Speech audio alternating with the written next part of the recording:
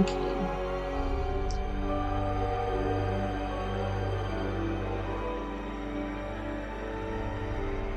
Turn it down just a smidge. Alright, chapter 22. The night in Islington was sweet and fragrant.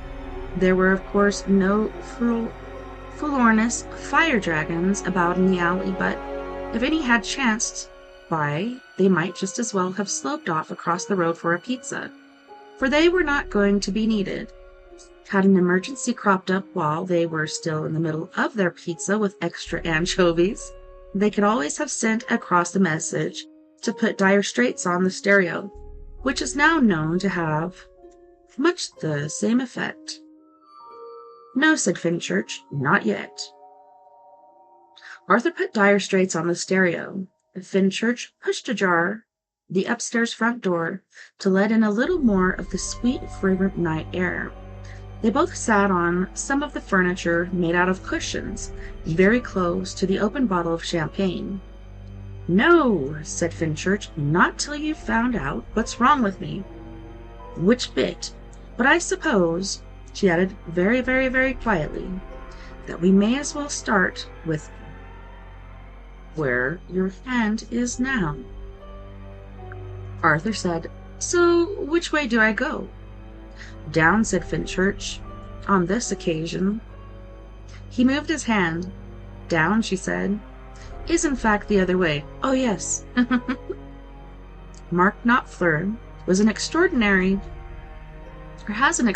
ability to make a Schecter custom Stratocaster hoot and sing like angels on a Saturday night, exhausted from being good all week and needing a stiff drink, which is not strictly relevant at this point since the record hadn't yet got to that bit.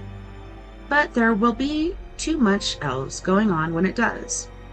And furthermore, the chronicler does not intend to sit here with a track list and a stopwatch, so it seems best to mention it now while things are still moving slowly. And so we come, said Arthur, to your knee. There's something terribly and tragically wrong with your left knee. My left knee, said Fenchurch, is absolutely fine. So it is. Did you know that? What? It's all right. I can tell you do. No, keep going. So it has to be something to do with your feet. She smiled in the dim light and wriggled her shoulders non-committally against the cushions, since there are cushions in the universe, or Scornshellus, Beta, to be exact, 2 worlds in from the swampland of the mattresses that actively enjoy being wriggled against, particularly if it's non-committally because of the syncopated way in which the shoulders move. It's a pity they weren't there. They weren't, but such is life.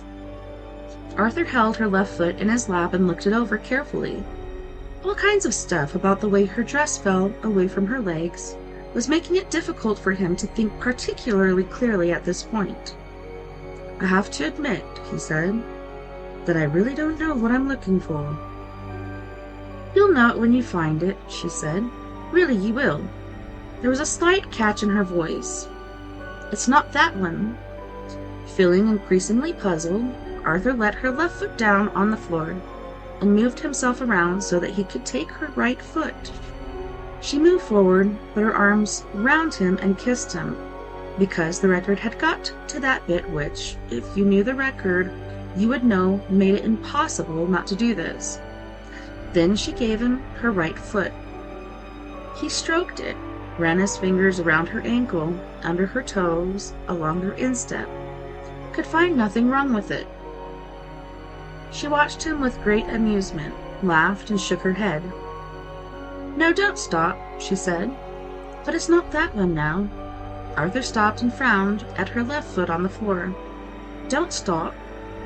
He stroked her right foot, ran his fingers around her ankle under her toes, along her instep, and said, You mean it's something to do with which leg I'm holding? She did another of the shrugs which would have brought such joy into the life of a simple cushion from Scornshellus Beta. One of your favorites is The Time Machine by H.G. Wells. Heck yeah! I'm going to have to check that one out. Sounds interesting. Okay, let me look at this camera really quick and try to fix this again. It's driving me nuts. I don't want to be out of sync. Alright. Let's see. Is it still going to work? Still working? Yay! I think we got it. Yeah, I'm definitely going to have to listen to that one or check that one out as soon as we're done with the series. I think there's one more book in the series. Let's look. Yes, the last one is mostly harmless. So after I'm done with that, then I'll definitely check out The Time Machine by H.G. Wells. He frowned. "Pick me up," she said quietly. He let her right foot down on the floor and stood up. So did she. He picked her up in his arms, and they kissed again. This went on for a while. Then she said, "Now put me down again." Still puzzled, he did so. "Well?" She looked at him almost challengingly. "So what's wrong with my feet?" she said. Arthur still did not understand. He sat on the floor, then got down on his hands and knees to look at feet in situ, as it were, in their normal habitat. And as he looked closely, something odd struck him. He put his head right down to the ground and peered. There was a long pause. He sat back heavily. "Yes," he said, "I see what's wrong with your feet. They don't touch the ground. So what do you think?" Arthur looked up at her quickly and saw the deep apprehension making her eyes suddenly dark. She bit her lip and was trembling. "What she stammered. "Are you?" She shook the hair forward over her eyes that were filling with dark filth for tears. He stood up quickly, put his arms around her, and gave her a single kiss. "Perhaps you can do what I can do," he said, and walked straight out of her upstairs front door. The record got to the good bit. Chapter 23. The battle raged on about the start of Xexus. Hundreds of the fierce and horribly beweaponed Zerzla ships had now been smashed and wrenched to atoms by the withering forces the huge silver Zaxissian ship was able to deploy. Part of the moon had gone too, blasted away by those same blazing force guns that ripped the very fabric of space as they passed through it. The Zerzla ships that remained, horribly beweaponed though they were now hopelessly outclassed by the devastating power of the Zaxian ship and were fleeing for cover behind the rapidly disintegrating moon, when the Zaxian ship, in hurtling pursuit behind them, suddenly announced that it needed a holiday and left the field of battle. All was redoubled fear and consternation for a moment, but the ship was gone. With the stupendous powers at its command, it flitted across vast tracts of irrationally shaped space, quickly, effortlessly, and above all, quietly. Deep in his greasy, smelly bunk, fashioned out of a maintenance hatchway, Ford Prefect slept among his towels, dreaming of old haunts. He dreamed at one point, in his slumbers, of New York. In his dreams, he was walking late at night along the east side beside the river, which had become so extravagantly polluted that new life forms were now emerging from it spontaneously, demanding welfare and voting rights. One of these floated past, waving. Ford waved back. The thing thrashed to the shore and struggled up the bank. "Hi," it said. "I've just been created. I'm completely new to the universe in all respects. Is there anything you can tell me?" "Phew," said Ford, a little nonplussed. "I can tell you where some bars are, I guess." "What about love and happiness? I sense deep needs for things like that," it said, weaving its tentacles. "Got any leads there?" "You can get some of that," said Ford, "on 7th Avenue. "I instinctively feel," said the creature urgently, "that I need to be beautiful, am I?" You're pretty direct, aren't you? No point in mucking about, am I? The thing was oozing all over the place now, squelching and blubbering. A nearby wino was getting interested. To me? Said Ford. No, but listen, he added after a moment. Most people make out, you know. Are there any more like you down there? Search me, Buster, said the creature. As I said, I'm new here. Life is entirely strange to me. What's it like? Here was something that Ford felt he could speak about with authority. Life, he said, is like a grapefruit. How so? Well, it's sort of orangey yellow and dimpled on the outside, wet and squidgy in the middle. It's got pips inside too. Oh, and some people have half a one for breakfast. Is there anyone else out there that I can talk to? I expect so, said Ford. Ask a policeman. Deep in his bunk, Ford Prefect wriggled and turned onto his other side. It wasn't his favorite type of dream because it didn't have Eccentrica Galambitz, the triple-breasted whore of Eroticon 6 in it, who many of his dreams did feature. But at least it was a dream. At least he was asleep. Gotta hear more about that chick. Luckily, there was a strong updraft in the alley because Arthur hadn't done this sort of thing for a while. At least not deliberately. And deliberately is exactly the way you are not meant to do it. He swung down sharply, nearly catching himself a nasty crack on the jaw with a footstep, and tumbled through the air so suddenly stunned with what a profoundly stupid thing he had just done that he completely forgot the bit about hitting the ground and didn't. A nice trick, he thought to himself, if you can do it. The ground was hanging menacingly over his head.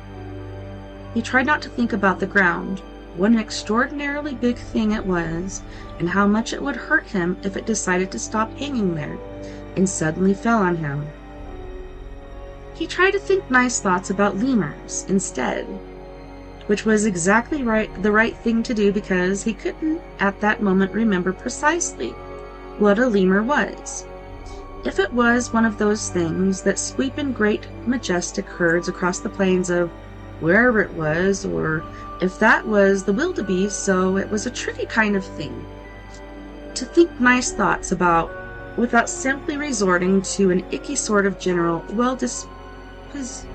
disposedness towards things, and all this kept his mind well occupied while his body tried to adjust to the fact that it wasn't touching anything. A Mars bar's wrapper fluttered down the alleyway. After a seeming moment of doubt and indecision, it eventually allowed the wind to ease it, fluttering between him and the ground. Arthur! Ground was still hanging menacingly above his head, and he thought it was probably time to do something about that, such as fall away from it, which is what he did, slowly. Very, very slowly. As he fell slowly, very, very slowly, he closed his eyes, carefully, so as not to jolt anything. The feel of his eyes closing ran down his whole body. Once it had reached his chest, and the whole of his body was alerted to the fact that his eyes were now closed, and was not panicked by it, he slowly, very, very slowly, revolved his body one way and his mind the other. That should sort the ground out. He could feel the air clear about him now, breezing around him quite cheerfully, untroubled by his being there, and slowly, very, very slowly, as from a deep and distant sleep, he opened his eyes. He had flown before, of course, flown many times on cricket until all the bird talk had driven him scatty, but this was different. Here he was on his own world, quietly, and without fuss, beyond a slight trembling which could have been attributable to a number of things being in the air. 10 or 15 feet below him was the hard tarmac, and a few yards off to the right the yellow streetlights of Upper Street. Luckily, the alleyway was dark, since the light which was supposed to see it through the night was on an ingenious time switch, which meant it came in just before lunchtime and went off again as the evening was beginning to draw in. He was therefore safely shrouded in a blanket of dark obscurity.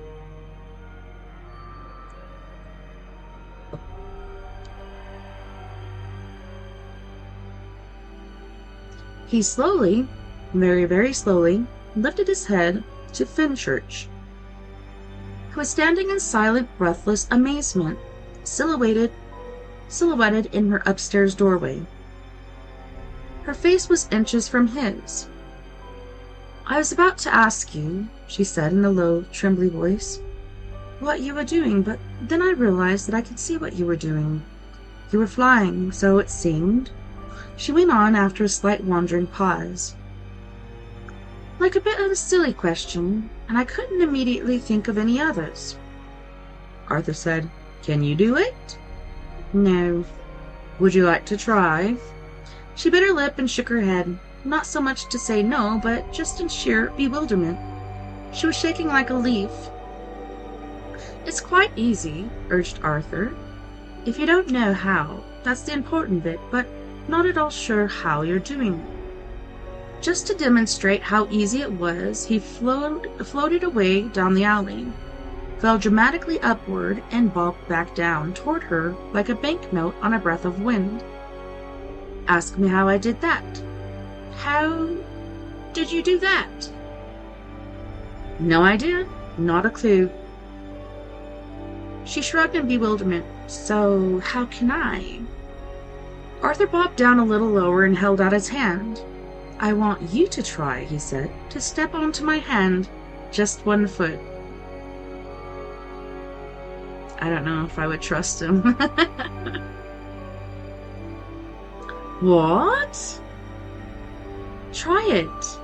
Nervously, hesitantly almost, she told herself, as if she was trying to step onto the hand of someone who was floating in front of her in midair. She stepped onto his hand. Now the other.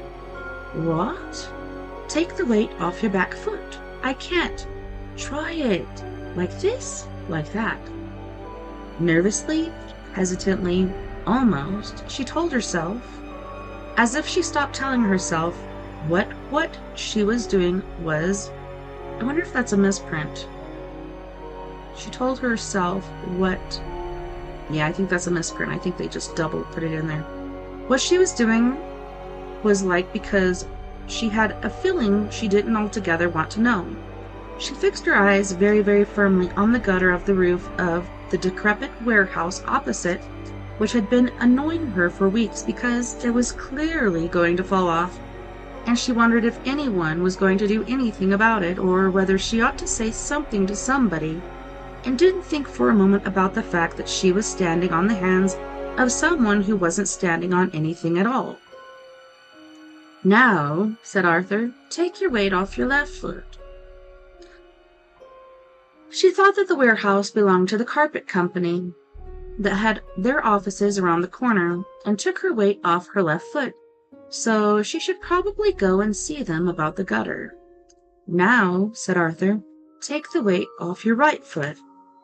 "I can't." "Try."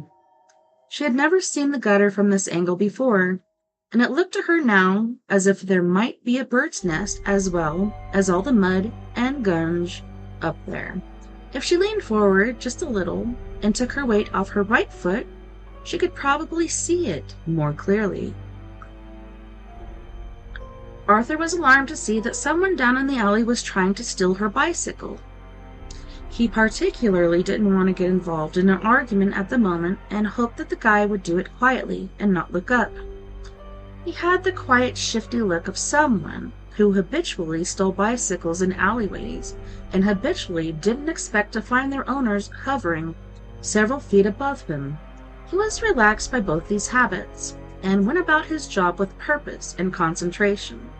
And when he found that the bike was unarguably bound to an iron bar embedded in concrete by hoops of tungsten carbide, he peacefully bent both its wheels and went on his way. Arthur let out a long-held breath. "See what a piece of eggshell I have found you," said Finchurch in his ear. Chapter 25.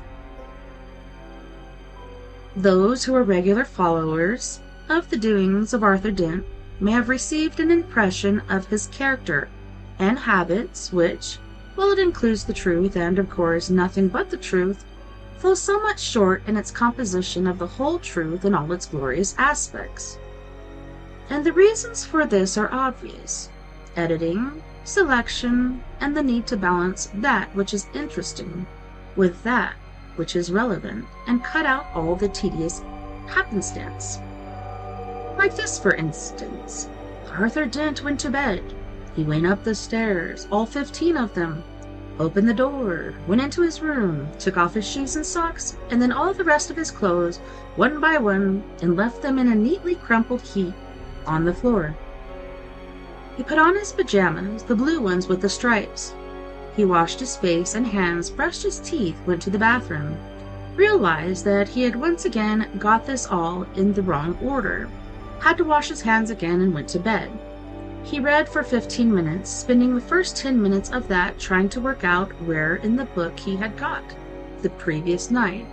Then he turned out the light and, within a minute or so, was asleep. It was dark. He lay on his left side for a good hour. After that, he moved restlessly in his sleep for a moment, and then turned over to sleep on his right side. Another hour after this, his eyes flickered briefly, and he slightly scratched his nose, though there was still a good 20 minutes to go before he turned back onto his left side. And so he whiled the night away sleeping. At 4, he got up and went to the bathroom again. He opened the door to the bathroom, and so on. It's guff. It doesn't advance the action. It makes for nice fat books such as the American market thrives on, but it doesn't actually get you anywhere. You don't, in short, want to know. But there are other omissions as well, besides the toothbrushing and trying to find fresh socks variety. And in some of these people have often seemed inordinately interested. What they want to know about all that stuff off in the wings with Arthur and Trillian, did that ever get anywhere? To which the answer was, of course, mind your own business. And what they say, was he up to all those nights on the planet Cricket? Just because the planet didn't have Forlornus fire dragons or dire straits doesn't mean that the whole planet just sat up every night reading. Or to take a more specific example, what about the night after the committee meeting party on prehistoric Earth, when Arthur found himself sitting on a hillside watching the moon rise over the softly burning trees in company with a beautiful young girl called Mela, recently escaped from a lifetime of staring every morning at 100 nearly identical photographs of moodily lit tubes of toothpaste in the art department of an advertising agency on the planet Golga Frencham. What then? What happened next? And the answer is, of course, that the book ended. The next one didn't resume the story till 5 years later, and you can, claim some, take discretion too far. This Arthur Dent, comes the cry from the farthest reaches of the galaxy, and has even now been found inscribed on a mysterious deep space probe thought to originate from another alien galaxy, at a distance too hideous to contemplate. What is he, man or mouse? Is he interested in nothing more than tea and the wider issues of life? Has he no spirit? Has he no passion? Does he not, to put it in a nutshell, fuck? Those who wish to know should read on. Others may wish to skip on to the last chapter, which is a good bit and has Marvin in it.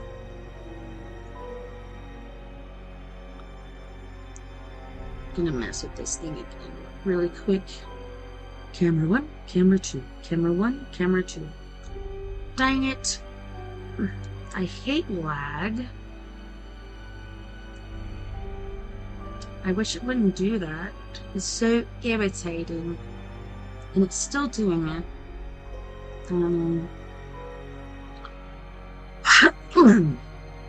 Excuse me.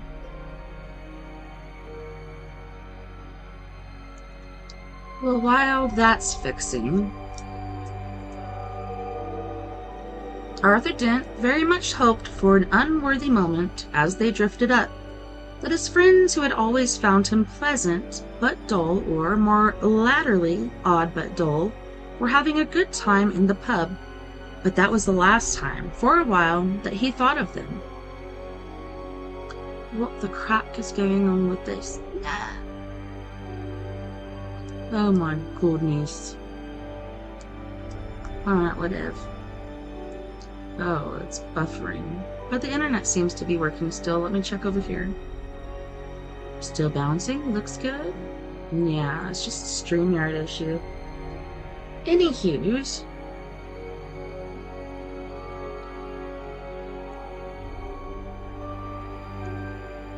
They drifted up, spiraling slowly around each other like sycamore seeds falling from sycamore trees in the autumn, except going the other way.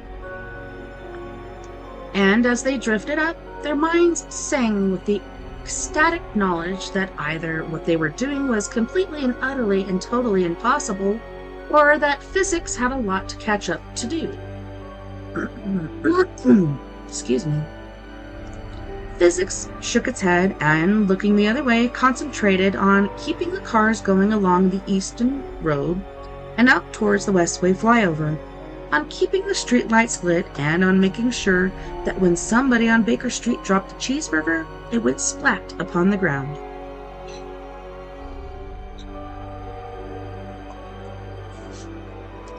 Yeah, I don't know if you can see me or not, but camera's being wonky. I might have to do like a little reset on break with that, but I think the voice is still going. Alright, cool. Thank you, Mort. Thanks for letting me know.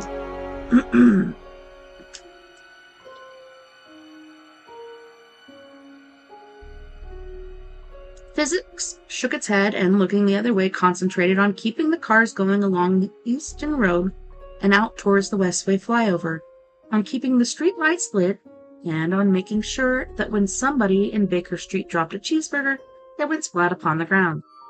Dwindling heavily beneath them, the beaded strings of lights of London. London.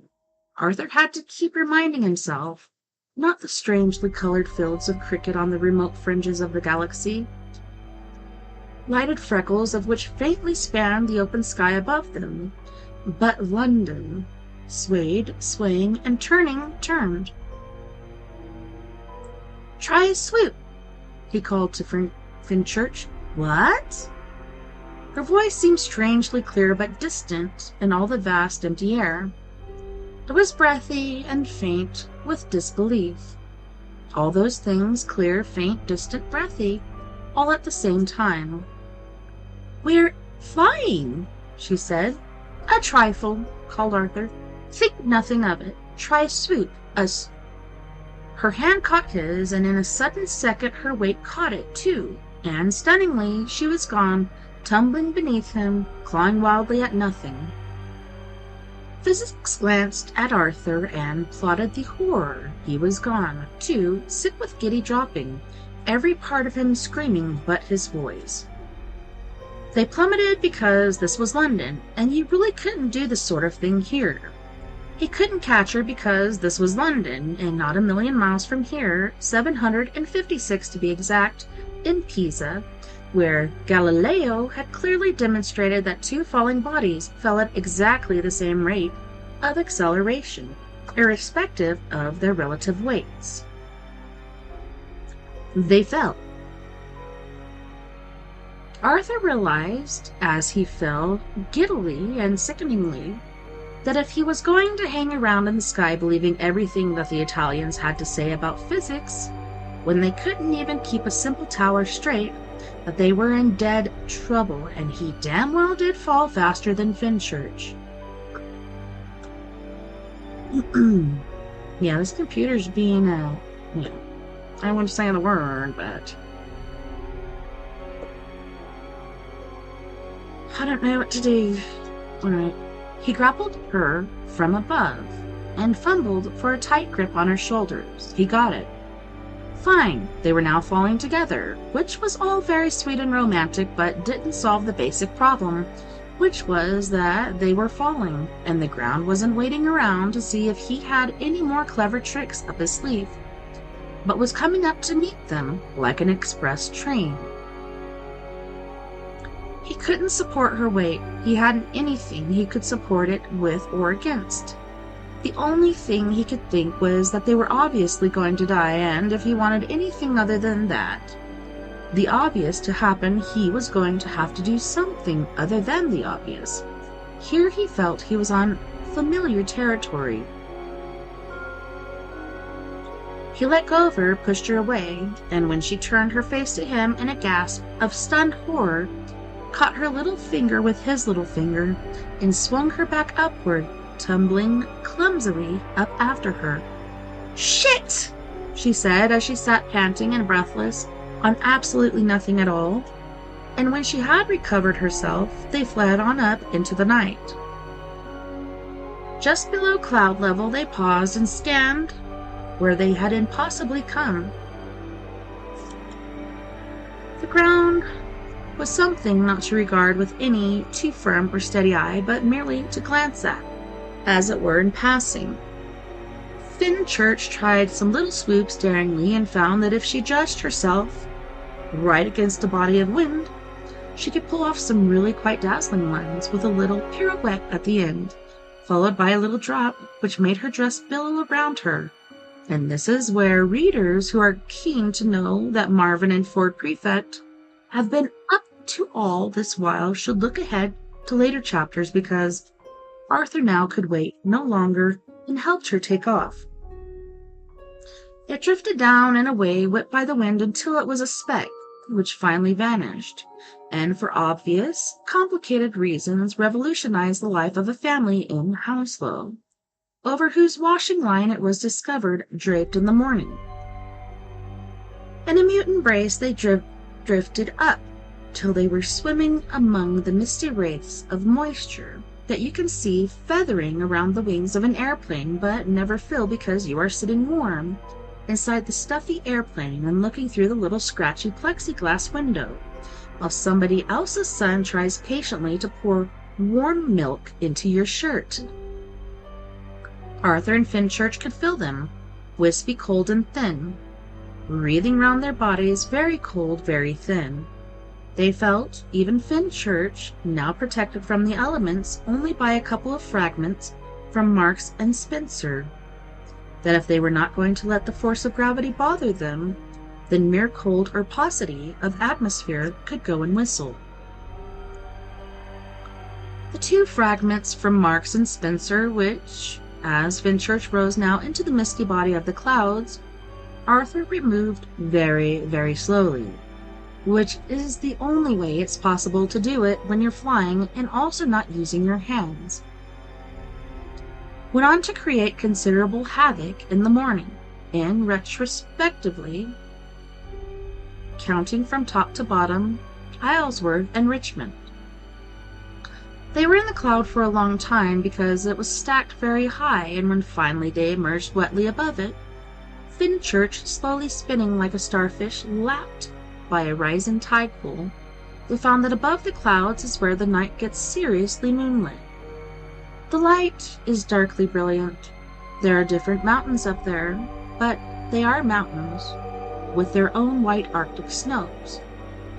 They had emerged at the top of the high-stacked cumulonimbus, and now began lazily to drift down its contours as Finchurch eased Arthur in turn from his clothes, pried him free of them till all were gone, winding their surprised way down into the enveloping whiteness. She kissed him, kissed his neck, his chest, and soon they were drifting on, turning slowly in a kind of speechless T-shape, which might have caused some Colornus, a fire dragon, had one flown past, replete with pizza, to flap its wings and cough a little.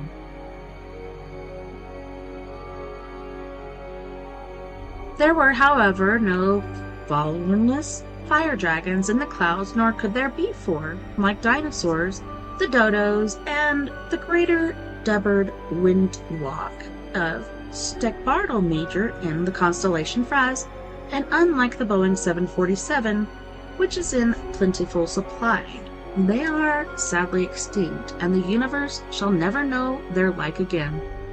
The reason that a Boeing 747 crops up rather unexpectedly in the above list is not unconnected with the fact that something very similar happened in the lives of Arthur and Fenchurch a moment or two later.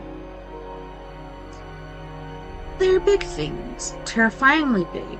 You know, when one is in the air with you, there is a thunderous attack of air, a moving wall of screaming wind, and you get tossed aside if you are foolish enough to be doing anything remotely like what Arthur and Fenchurch were doing in its close vicinity, like butterflies in the Blitz. This time, however, there was no heart-sickening fall or loss of nerve. Just a regrouping moments later, and a wonderful new idea enthusiastically signaled through the buffeting noise.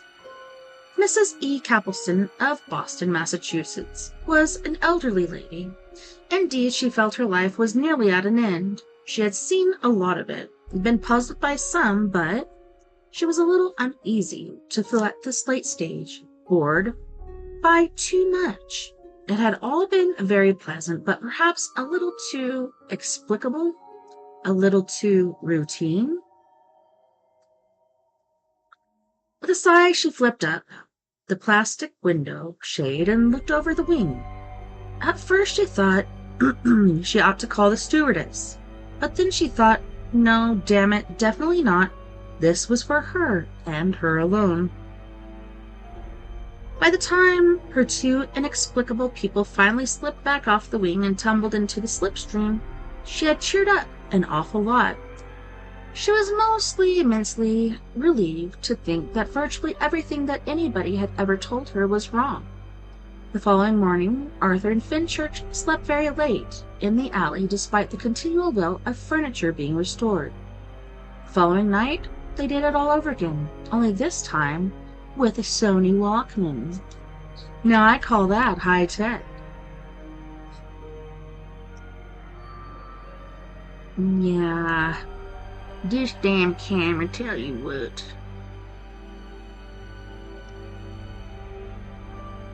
What a pain in the arse. Alright. Chapter 27. This is all very wonderful, said Fenchurch a few days later, but I do not need to know what has happened to me. You see, there's this difference between us, that you lost something and found it again, and I found something and lost it. I need to find it again. She had to go out for the day, so Arthur settled down for a day of telephoning. Murray Bost Henson was a journalist on one of the papers with small pages and big print. It would be pleasant to be able to say that he was none the worse for this, but sadly, this was not the case. He happened to be the only journalist that Arthur knew, so Arthur phoned him anyway.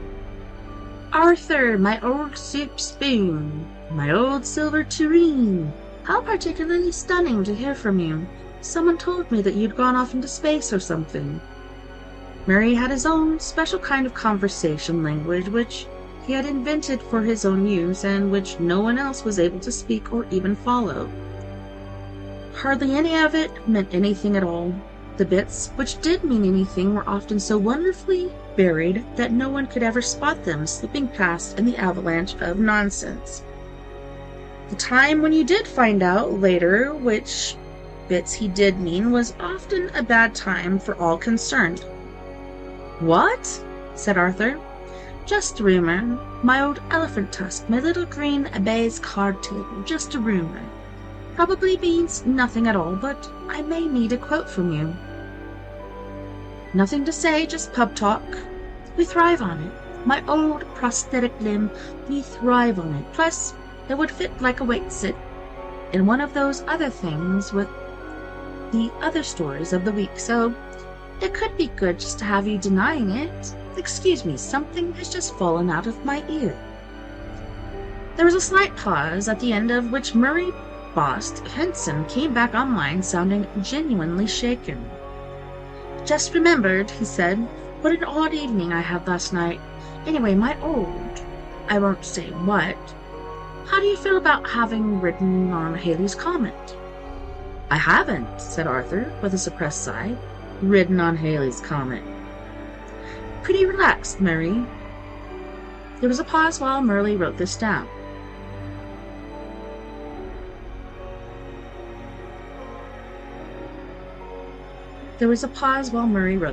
Good enough for me. Arthur, good enough for Ethel and me and the chickens. Fits in with the general weirdness of the week. A week of weirdos. We're thinking of calling it good, eh? Very good. Got a ring to it. First we have this man. It always rains on him. What? It's the absolute stocking-top truth, all documented in his little black books. It all checks out at every single fun-loving level. The Met Office is going ice-cold, thick banana whips, and funny little men in white coats are flying in from all over the world with their little rulers and boxes and drip feeds. This man is the bee's knees, Arthur. He is the wasp's nipples. He is, I would go so far as to say, the entire set of erogenous zones of every major flying insect of the Western world. We're calling him the Rain God. Nice, eh? I think I've met him. Good ring to it. What did you say? I may have met him. Complains all the time, yes? Incredible. You met the Rain God? If it's the same guy, I told him to stop complaining and show someone his book. There was an impressed pause from Murray Bost Henson's end of the phone. Well, you did a bundle. An absolute bundle has absolutely been done by you. Listen, do you know how much a tour operator is paying that guy not to go to Malaga this year? I mean, forget irrigating the Sahara and boring stuff like that. This guy has a whole new career ahead of him. Just avoiding places for money. The man's turning into a monster, Arthur. We might even have to make him win the bingo.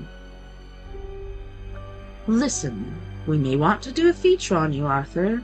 The man who made the Rain God rain. Got a ring to it, eh? A nice one, but we may need to photograph you under a garden shower, but that'll be okay. Where are you? I'm in Islington. Listen, Murray.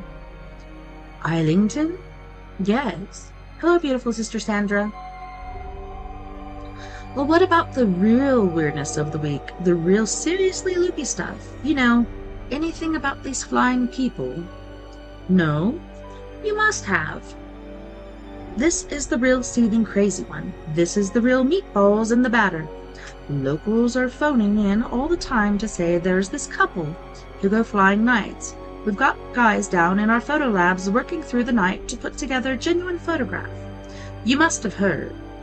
No. Arthur, where have you been? Oh, space, right. I got your quote. But that was months ago. Listen, it's right after night this week.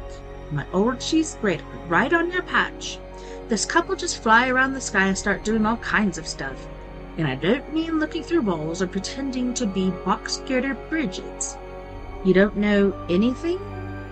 No. Arthur, it's been almost inexpressibly delicious conversing with you. Chumbum, but I have to go.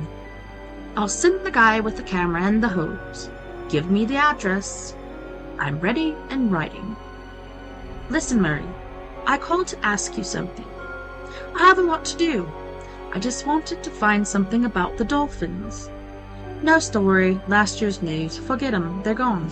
It's important. Listen, no one will touch it. You can't sustain a story, you know, when the only news is the continuing absence of whatever it is the story's about. Not our territory, anyway. Try the Sundays. Maybe they'll run a little.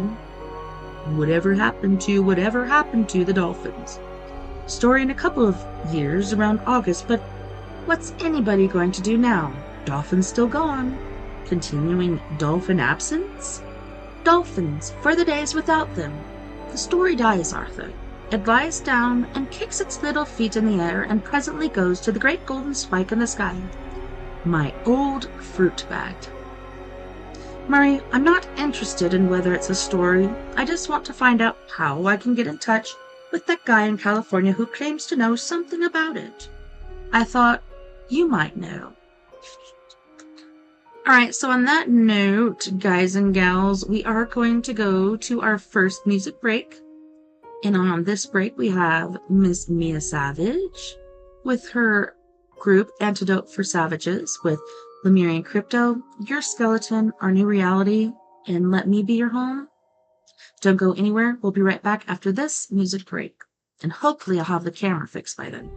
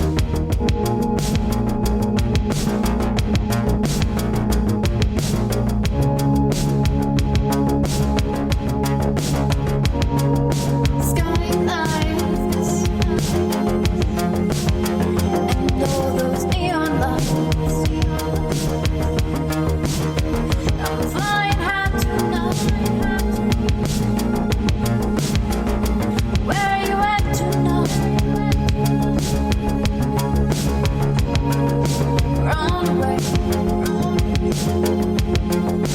Fall into my mystery. Don't cry, baby, 'cause I don't cry.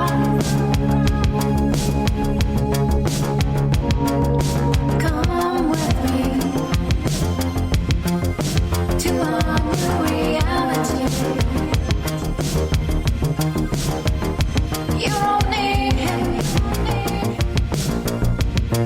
All the shit that he brought.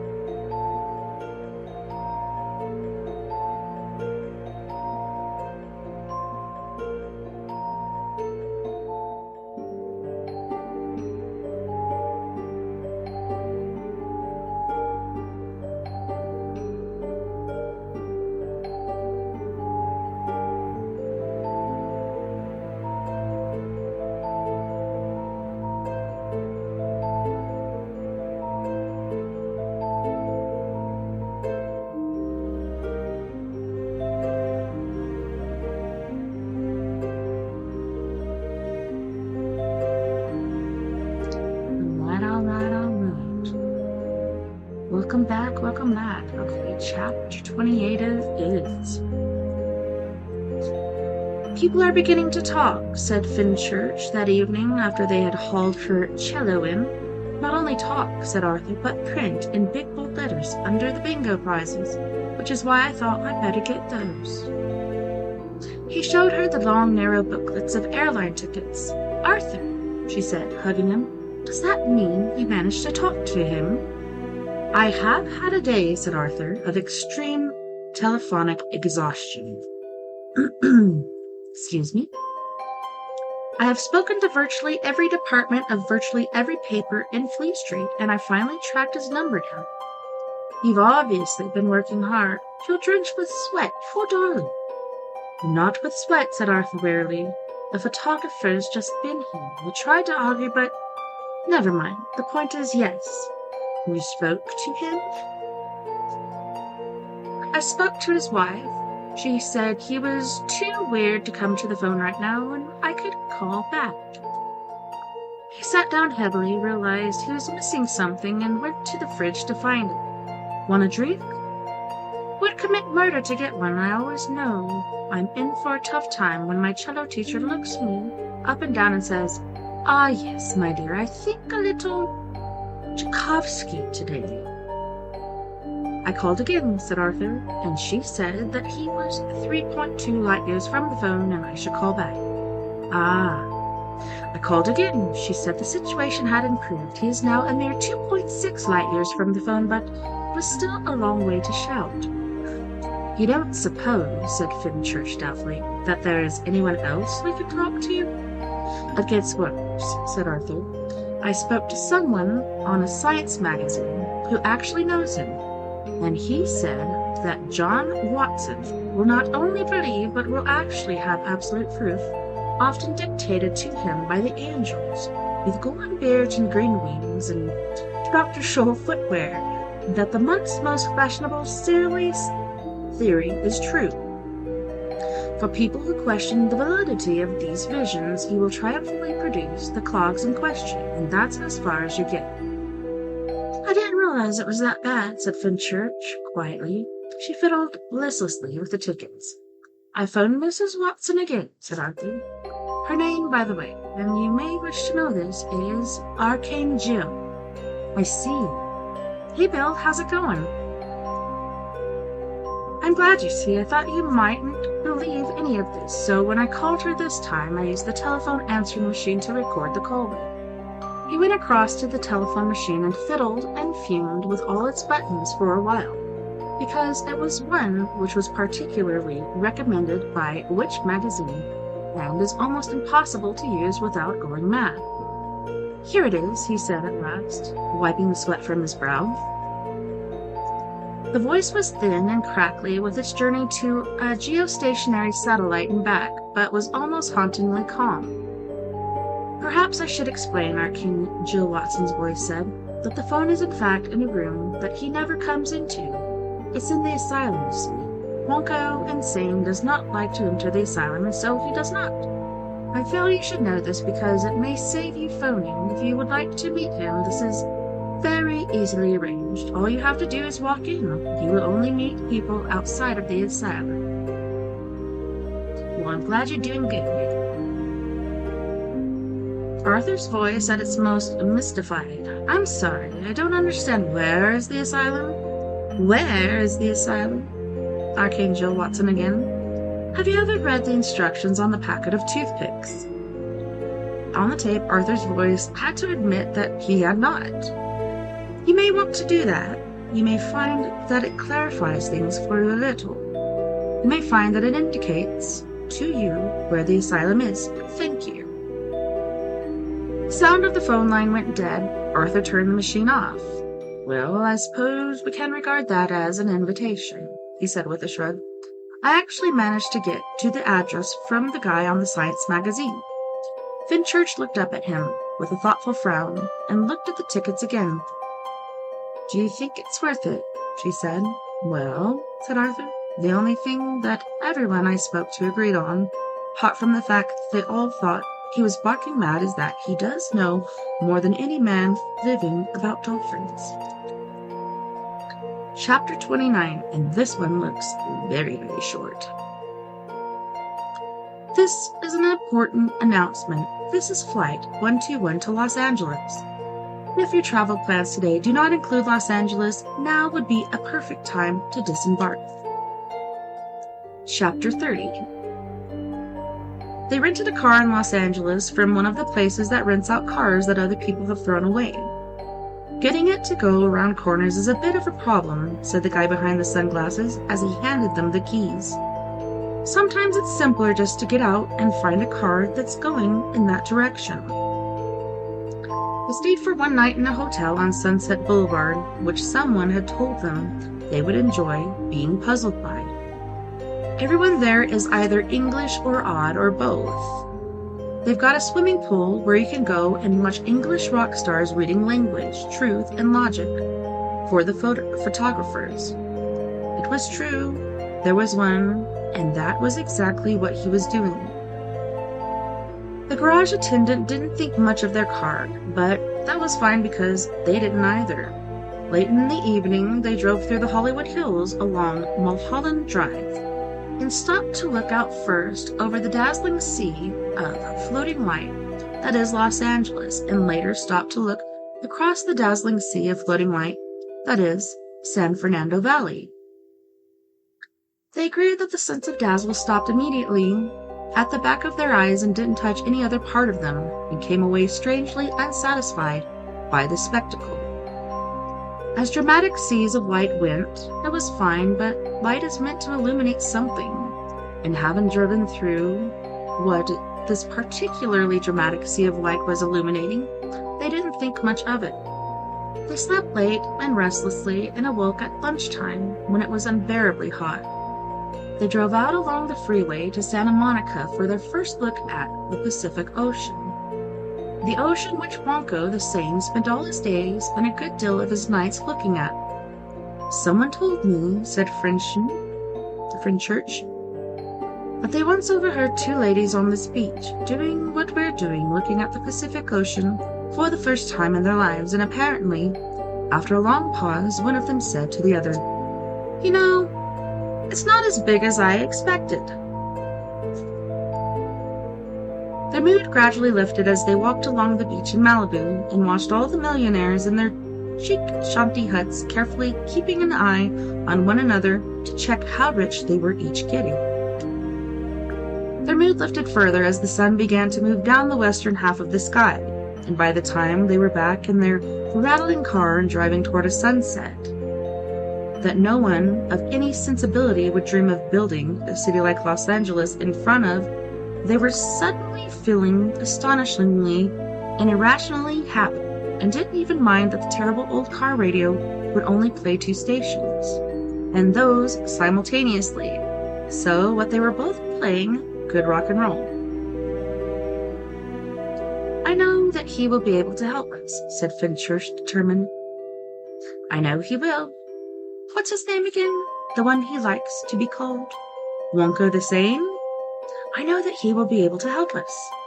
Arthur wondered if he would, and hoped that he would, and hoped that Fenchurch had lost could be found here on this earth, whatever this earth might prove to be. He hoped as he had hoped continually and fervently since the time they had talked together on the banks of the Serpentine, that he would not be called upon to try to remember something that he had very firmly and deliberately buried in the furthest recesses of his memory, where he hoped it would cease to nag at him. In Santa Barbara, they stooped at a fish restaurant in what seemed to be a converted warehouse. Fenchurch had red mullet and said it was delicious. Arthur had a swordfish steak and said it made him angry. I couldn't imagine. Ugh. Man, this lag is terrible. Well, I think I've had swordfish, and I don't think it made me angry. Man, I don't want to mess with this camera, because last time I did it didn't go too good. Premiere? Mainly? Yeah, I'm just gonna let it go.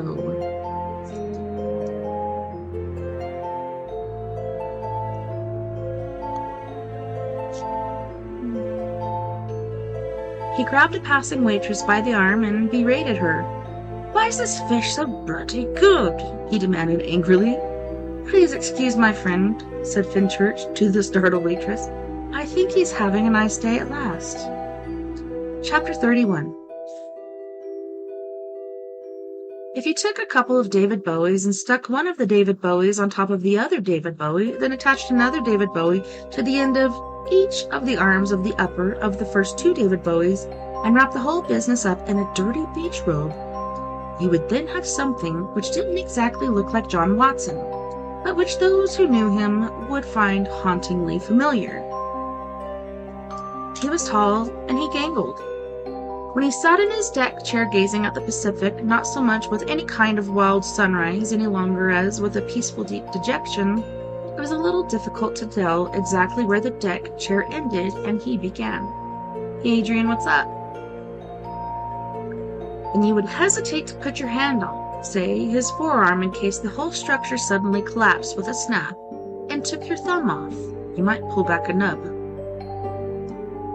But his smile when he turned it on was quite remarkable. It seemed to be composed of all the worst things that life can do to you, but which, when he briefly resembled them in that particular order on his face, made you suddenly feel, "Oh, well, that's all right then." When he spoke, you were glad that he used the smile that made you feel, "Oh, well, that's all right then," pretty often. "Oh, yes," he said. "They come and see me. They sit right here. They sit right where you're sitting."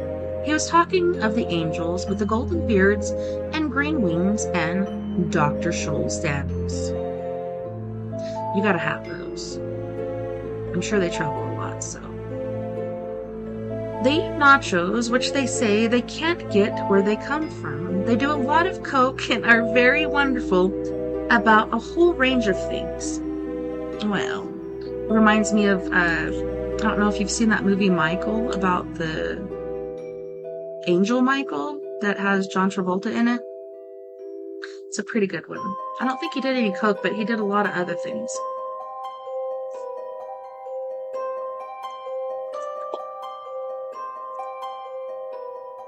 "Do they?" said Arthur. "Are they? So, when is this then? When do they come?" He gazed out at the Pacific as well, and there were little sandpipers running along the margin of the shore, which seemed to have this problem. They needed to find their food in the sand which a wave had just washed over, but they couldn't bear to get their feet wet. To deal with this problem, they ran with an odd kind of movement, as if they'd been constructed by somebody very clever in Switzerland. Finchurch was sitting on the sand, idly drawing patterns in it with her fingers. "Weekends mostly," said Wonko, the same, "on little scooters. They are great machines." He smiled. "I see," said Arthur. "I see." A tiny caw from Finchurch attracted his attention, and he looked round at her. She had scratched a little stick figure drawing in the sand of the two of them in the clouds. For a moment, he thought she was trying to get him excited, then he realized that she was rebuking him. "Who are we," she was saying, "to say he's mad?" His house was certainly peculiar, and since this was the first thing that Finchurch and Arthur had encountered, it would help to know what it was like. It was like this. It was inside out. Actually inside out, to the extent that they had to park on the carpet. All along what one would normally call the outer wall, which was decorated in a tasteful interior designed pink, were bookshelves, also a couple of those odd three-legged tables with semicircular tops, which stand in such a way as to suggest that someone just dropped the wall straight through them, and pictures which were clearly designed to soothe. Where it got really odd was the roof. It folded back on itself like something that M.C. Escher, had he been given the hard nights on the town, which it is no part of his narrative's purpose to suggest was the case, though it is sometimes hard looking at his pictures, particularly the one with all the awkward steps, not to wonder, might have dreamed up after having been on one. For the little chandeliers which should have been hanging inside were on the outside pointing up. Confusing. The sign above the front door read, "Come outside," and so nervously they had. Inside, of course, was where the outside was. Rough brickwork, nicely done, pointing gutters in good repair, a garden path, a couple of small trees, some rooms leading off, and the inner walls stretched down, folded curiously, and opened at the end as if by an optical illusion which would have had MC Escher frowning and wondering how it was done to enclose the Pacific Ocean itself. "Hello," said John Watson, Walker the same. Good, they thought to themselves. "Hello is something we can cope with." "Hello," they said, and all surprisingly with smiles. For quite a while he seemed curiously reluctant to talk about the dolphins, looking oddly distracted and saying, "Did you shower? No, You guys need to." I will. I'll go on. Do it first one more time. I don't know. We'll have your dad look at me. I'm sorry, boy. His knee hurts really bad. All right.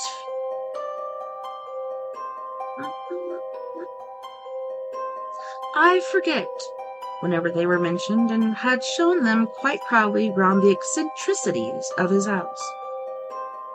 "It gives me pleasure," he said, in a curious kind of way, and does nobody any harm, he continued. That's a competent optician couldn't correct. We liked him. He had an open, engaging quality and seemed able to mock himself before anybody else did. We had to do gingerbread and every single bit of my math homework because it's all the same. Okay, well, do your math homework and we'll figure out the reading later. Okay. Okay. I will. Love you too. Goodbye.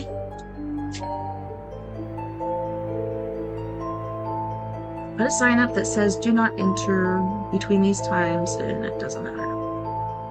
Anywho's. "Your wife," said Arthur, looking around, "mentioned some toothpicks." He said it with a hunted look, as if he was worried that she might suddenly leap out from behind a door and mention them again. Wonko the Sane laughed. It was a light, easy laugh, and sounded like one he had used a lot before and was happy with. "Ah, yes," he said. "That's to do with the day I finally realized that the world had gone totally mad and built the asylum to put it in, poor thing, and hoped it would get better."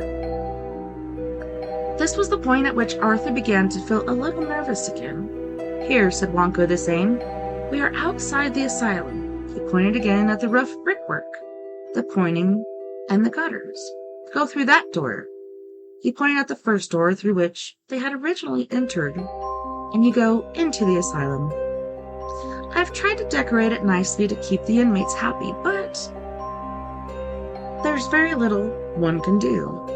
I never go in there myself. If ever I am tempted, which these days I rarely am, I simply look at the sign written over the door and I shy away.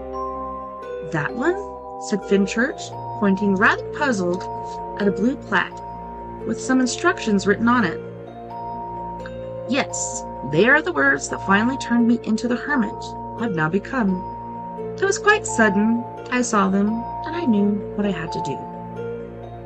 The sign read, "Pull stick near center of its length. Moisten pointed end in mouth. Insert in toothpaste. Front end next to gum. Use gently in-out motion."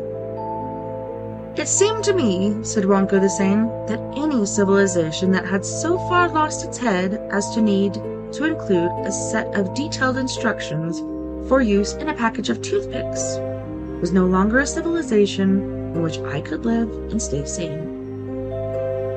He gazed out at the Pacific again, as if daring it to rave and gibber at him, but it lay there calmly and played with sandpipers.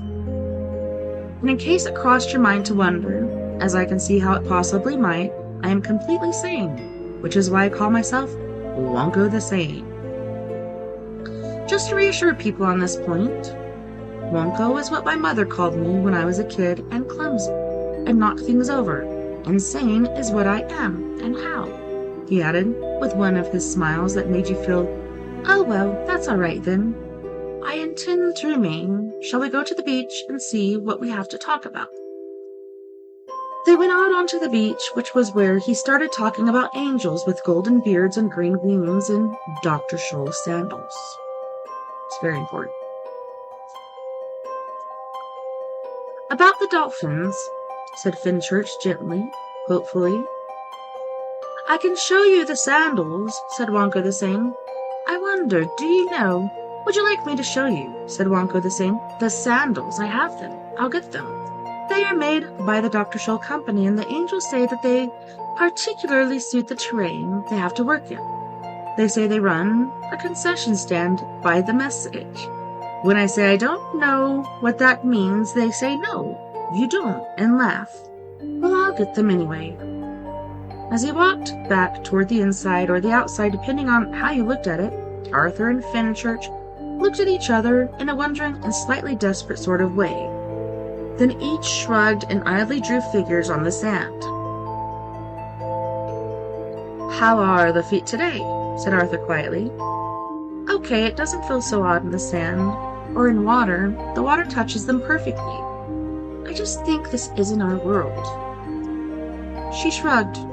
"What do you think he meant?" she said. "By the message?" "I don't know," said Arthur, though the memory of a man called Prack, who laughed at him continuously, kept nagging at him. When Wonka returned, he was carrying something that stunned Arthur. Not the sandals, they were perfectly ordinary wooden-bottom sandals. "I just thought you'd like to see," he said, "what angels wear on their feet, just out of curiosity. I'm not trying to prove anything, by the way. I'm a scientist, and I know what constitutes proof. But the reason I call myself by my childhood name is to remind myself that a scientist must also be absolutely like a child."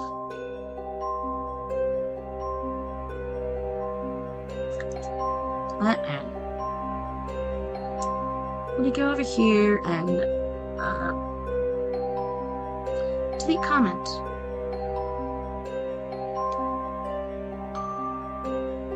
Delete and block. I don't know if the block went through, but jeez. Sorry about that. If he sees a thing, he must say that he sees it, whether it was what he thought he was going to see or not. See first, think later, then test, but always see first. Otherwise, you will only see what you were expecting. Most scientists forget that. I'll show you something to demonstrate that later. So, the other reason I call myself Wonko the Sane is so that people will think I am a fool. That always allows me to say what I see when I see it. You can't possibly be a scientist if you mind people thinking that you're a fool. Anyway, I also thought you might like to see this. This was the thing that Arthur had been stunned to see him carrying, for it was a wonderfully silver-gray glass fishbowl, seemingly identical to the one in Arthur's bedroom. Arthur had been trying for some 30 seconds now without success to say, "Where did you get that?"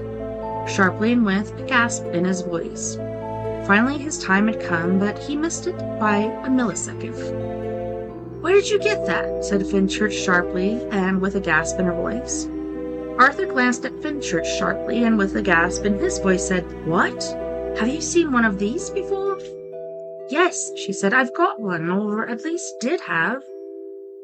Russell stole it to put his golf balls in. I don't know where it came from, just that I was angry with Russell for stealing it. Why have you got one?" "Yes, it was."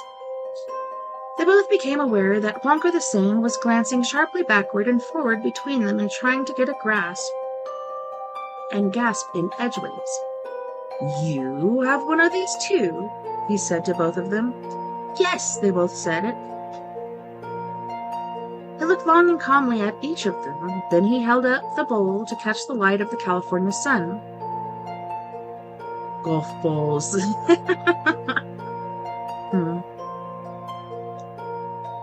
The bowl seemed almost to sing with the sun.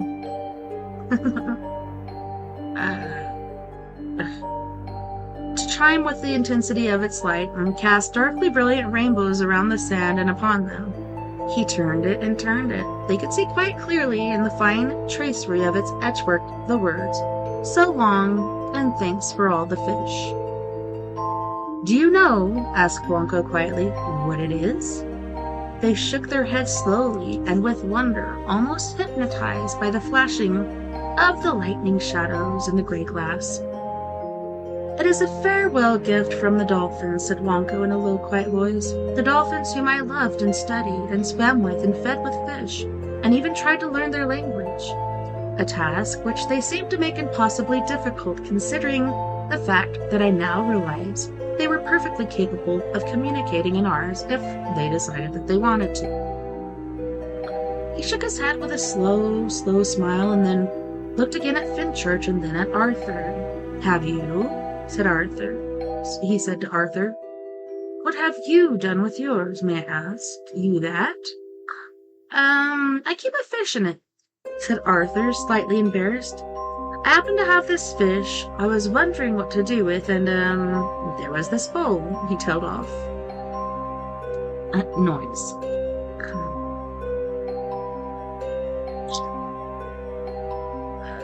Where did I go?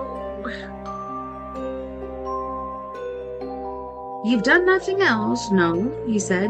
"If you had, you would know." He shook his head again. "My wife kept wheat germ in ours," resumed Wonko with some new tone in his voice, "until last night." "What?" said Arthur slowly and hushedly. "Happened last night." "We ran out of wheat germ," said Wonko evenly. "My wife," he added, "has gone to get some more." He seemed lost with his own thoughts for a moment. "And what happened then?" said Finchurch in the same breathless tone. "I washed it," said Wonko. "I washed it very carefully, very, very carefully, removing every last speck of wheat germ. Then I dried it slowly with a lint-free cloth, slowly, carefully, turning it over and over. Then I held it to my ear. Have you held one to your ear?" They both shook their heads again slowly, again dumbly. "Perhaps," he said, "you should." Chapter 32. The deep roar of the ocean, the break of the waves on farther shores than thought can find, the silent thunders of the deep, and from among it, voices calling, and yet not voices, humming trillings, wordlings, and half-articulated songs of thought. Greetings, waves of greetings, sliding back down into the inarticulate, words breaking together. A crash of sorrow on the shores of earth, waves of joy on where? A world indescribably found, indescribably arrived at, indescribably wet, a song of water. A few of voices now, clamoring explanations of a disaster inadvertible, a world to be destroyed, a surge of helplessness, a spasm of despair, a dying fall, again, the break of words. And then the fling of hope, finding of a shadow earth and the implications of unfolded time, submerged dimensions, the pull of parallels, the deep pull, the spin of will, the hurl and split of it, of fight, a new earth pulled into replacement, the dolphins gone. Then stunningly a single voice, quite clear. Excuse me.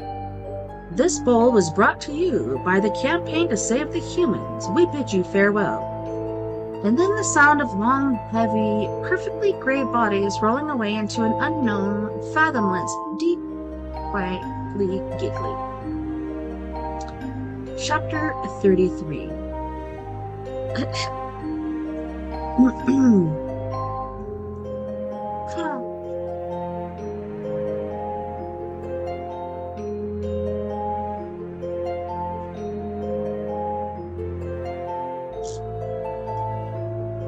Hold on one second. Let me check something.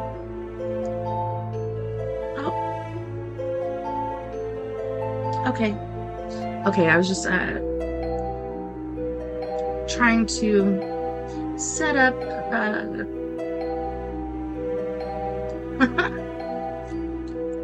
set up an exchange, so I'm gonna trade some eggs for some vegetables with my friend Chris Angel, and not the mind freak.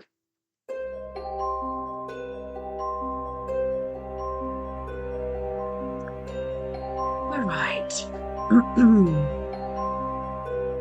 This is what I wanted you to see, said Wonka the Sane, when the news came around again. An old colleague of mine. He's over in your country running an investigation. Just watch. It was a press conference. I'm afraid I can't comment on the name Rain God at this present time, and we are calling him an example of a spontaneous paracasual meteorological phenomenon.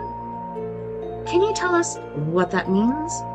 I'm not altogether sure. Let's be straight here. If we find something we can't understand, we like to call it something you can't understand, or indeed pronounce. I mean, if we just let you go around calling him a rain god, then that suggests that you know something we don't, and I'm afraid we couldn't have that. No, first we have to call it something which says it's ours, not yours. Then we set about finding some way of proving it's not what you said it is, but something we say it is.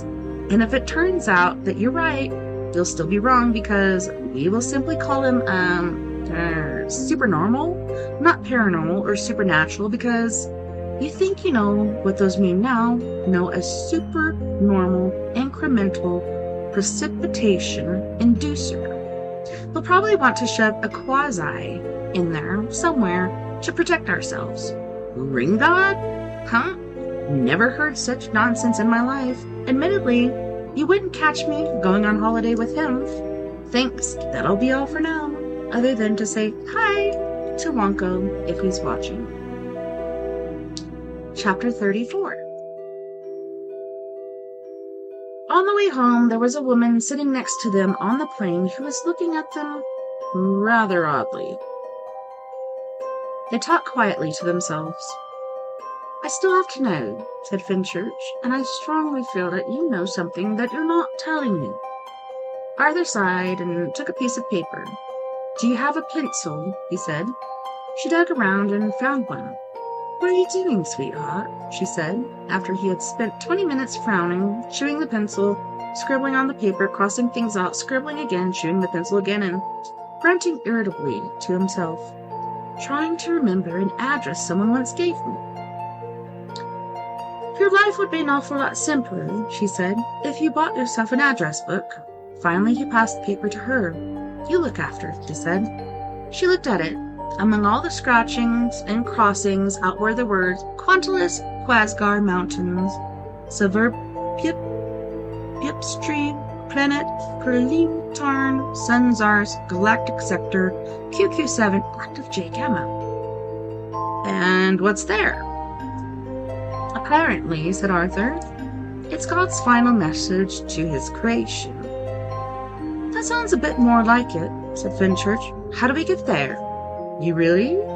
Yes, said Fenchurch firmly. I really want to know. Arthur looked out of the little scratchy plexiglass window at the open sky outside. Excuse me, said the woman, who had been looking at them rather oddly suddenly. I hope you don't think I'm rude. I get so bored on these long flights, it's nice to talk to somebody.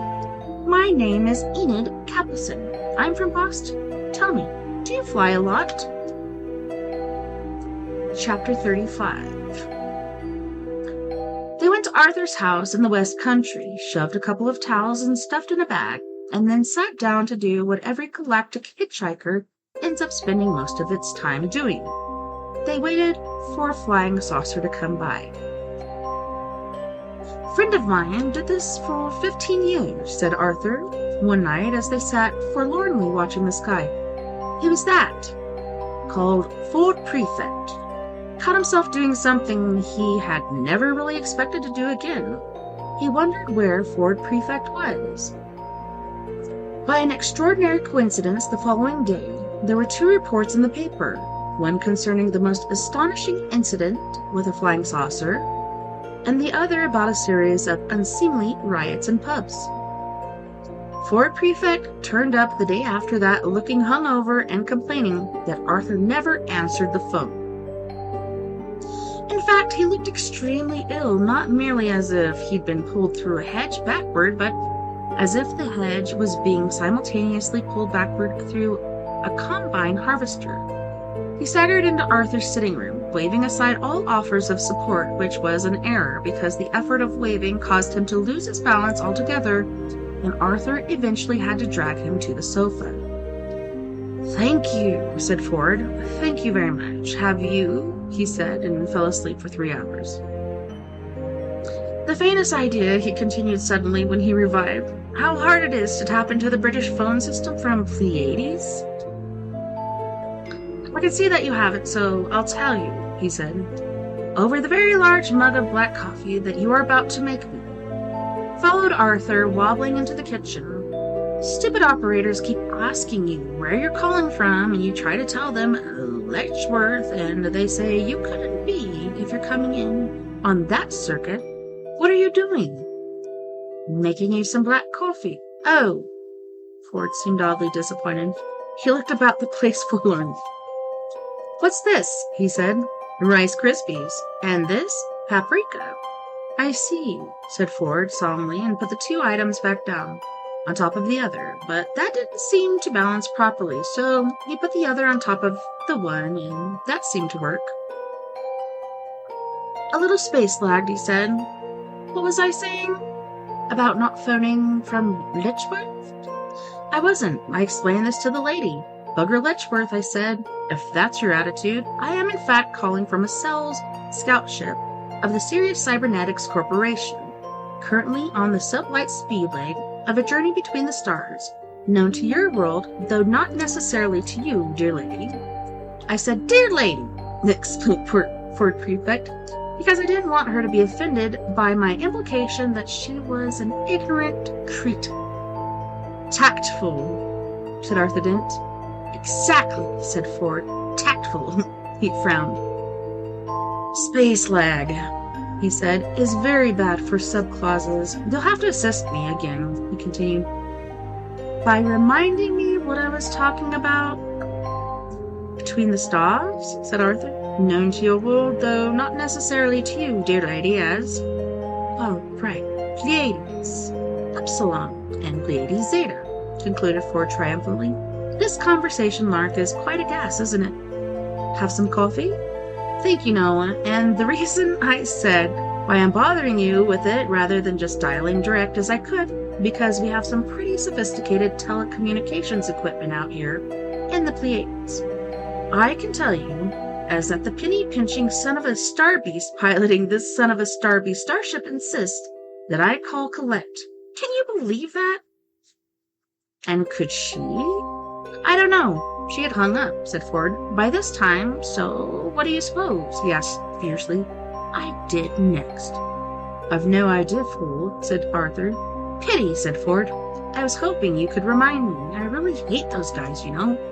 They really are the creeps of the cosmos, buzzing around the celestial infinite with their junky little machines that never work properly, or, when they do, perform functions that no sane man would require them, and," he added savagely, "go deep to tell you when they've done it."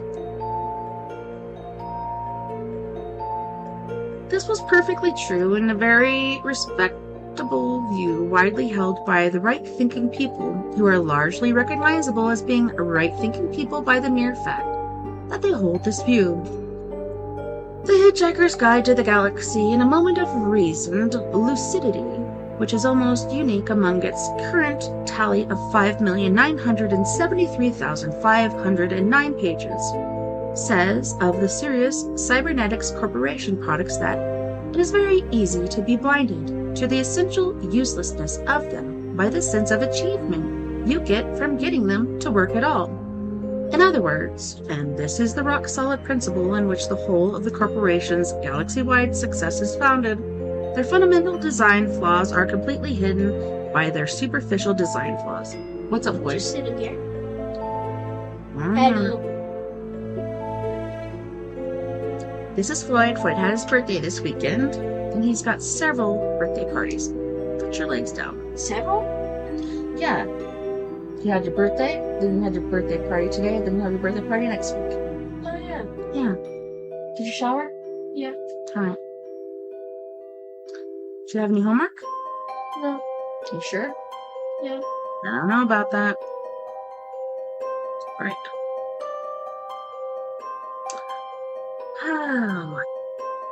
This was perfectly true and very respectable view, widely held by the right-thinking people who were largely recognizable. Let's see. And this guy, Renard Ford, was on a drive to sell more of them. His 5-year mission to seek out and explore strange new worlds and sell advanced music substitute systems to their restaurants, elevators, and wine bars. Wait. Or if they didn't have restaurants, elevators, and wine bars yet, to artificially accelerate their civilization growth until their bloody well did have. Where's that coffee? What are you waiting me about? I was trying to catch up on where you were. I threw it away. Make some more. I have now remembered what I did next. I saved civilization as we know. I knew it was something like that. He stumbled. Love you too, boy. He stumbled determinedly back into the sitting room, where he seemed to carry on talking to himself, tripping over the furniture and making beep-beep noises. A couple of minutes later, wearing his very placid face, Arthur followed him. Ford looked stunned. "Where have you been?" he demanded. "Making some coffee," said Arthur, still wearing his very placid face. He had long ago realized that the only way of being in Ford's company successfully was to keep a large stock of very placid faces and wear them at all times. "You missed the best bit," raged Ford. "You missed the bit where I jumped the guy. Now," he said, "I shall have to jump him all over again." He hurled himself recklessly at the chair and broke it. "It was better," he said sullenly, "last time," and waved vaguely in the direction of another broken chair, which he had already got trussed up on. The dining table. "I said Arthur, casting a placid eye over the trussed-up wreckage. "And, what are all the ice cubes for?" "What?" screamed Ford. "What? You missed that bit too? That's the suspended animation facility. I put the guy in the suspended animation facility. Well, I had to, didn't I?" "So it would seem," said Arthur in his placid voice. "Don't touch that!" yelled Ford. Arthur, who was about to replace the phone, which was for some mysterious reason lying on the table off the hook, paused placidly. "Okay," said Ford, calming down. "Listen to it." Arthur put the phone to his ear. "It's the speaking clock," he said. "Beep, beep, beep," said Ford. "Beep, beep, beep." "I see," said Arthur, with every ounce of placidness he could muster. "Beep, beep, beep," said Ford, "is exactly what is being heard all over that guy's ship while he sleeps, in the eyes going slowly round a little-known moon of Sesfros Magna, the London speaking clock." "I see," said Arthur again, and decided that now was the time to ask the big one. "Why?" he said acidly. "With a bit of luck," said Ford, "the phone bill will bankrupt the buggers." He threw himself sweating onto the sofa. "Anyway," he said, "dramatic arrival, don't you think?" Well, on that note, boys and girls, we are going to go to our second music break. And on this music break, we have Miss Mia Savage with her band, aka herself, because she's like a little tiny Trent Reznor. She's going to be singing Not a Phase, The Bottom Line, Singing to Your Grave, and Bury Me in Heaven. You guys don't go anywhere. We'll be right back after this music break.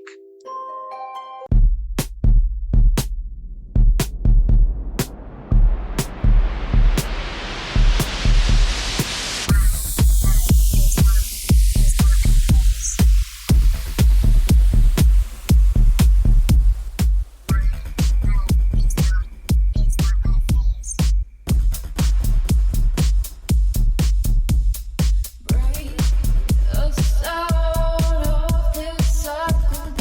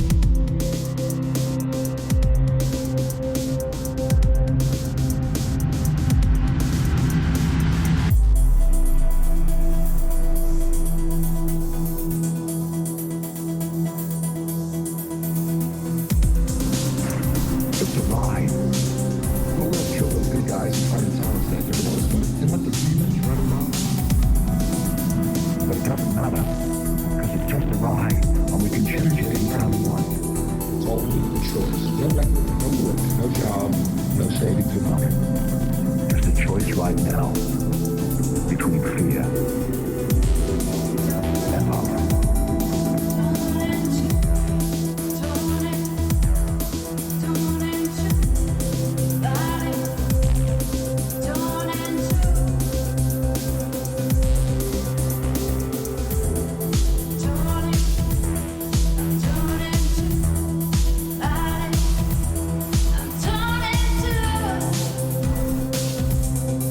Don't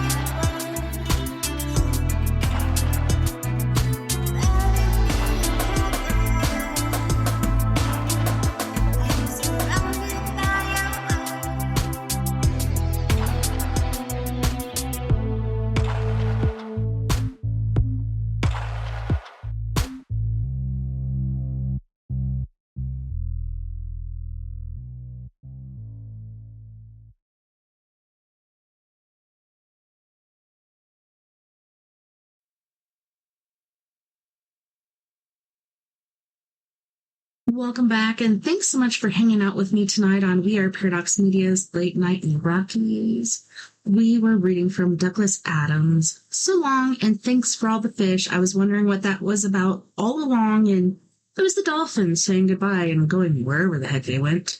But yeah, I was looking, we just have a little tiny portion, and yeah, I think 4 short little chapters, so I'm going to have to check out Mostly Harmless for this next week. But yeah, I love Douglas Adams, and I was looking into him, and I guess he passed away in the early 2000s, so rest in peace, feller. But we're going to get on with it. The first one we're going to look at is a video about a triangle UFO that's shown up again. I don't know if you guys saw the videos before, where it was like a bunch of triangle UFOs attacking I figured out how to a fly sea a ship. drone. Good job, son. You want to see real quick? No, I'll just fly in that one. no, I'll see after. Okay. He got a drone for his birthday, so he's excited to share it. But yeah, a bunch of triangle UFOs around a naval ship. And then there was one above, I believe it was the Pentagon or something like that. And it's something to do with the Catholics. I can't remember what that place is called. But now there's more. There's more sightings of it. Well, there's so many different UFOs out there. It makes you wonder what exactly is going on. Well, let's get into it with this video here. It's by Mindseed TV. If you have not subscribed to them, please do. These guys are epic. And so this one's in Moscow. And this guy's been doing it on his own for a while because, you know, everybody's got families, everybody's got things to do. But he's going to keep on keeping on, kind of like me. I refuse to quit. Let's get to it, shall we? And like I said, don't forget to subscribe. Mindseed TV. 1.85 million subscribers. Good job, buddy. What the f*** is it? Holy sh**. What the hell is that? What is happening? I don't know what the f that is, man.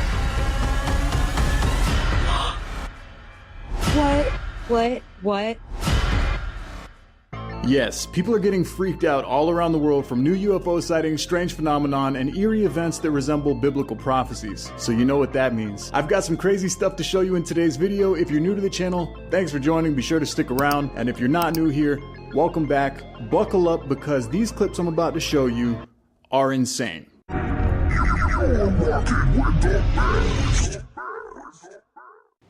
Lately, people have been seeing more and more strange sightings in the sky than ever. A few months ago, multiple people in Iran witnessed and captured a strange green UFO flying over different parts of their city. And just recently, last week, a new video emerged from Chennai, India. Take a look.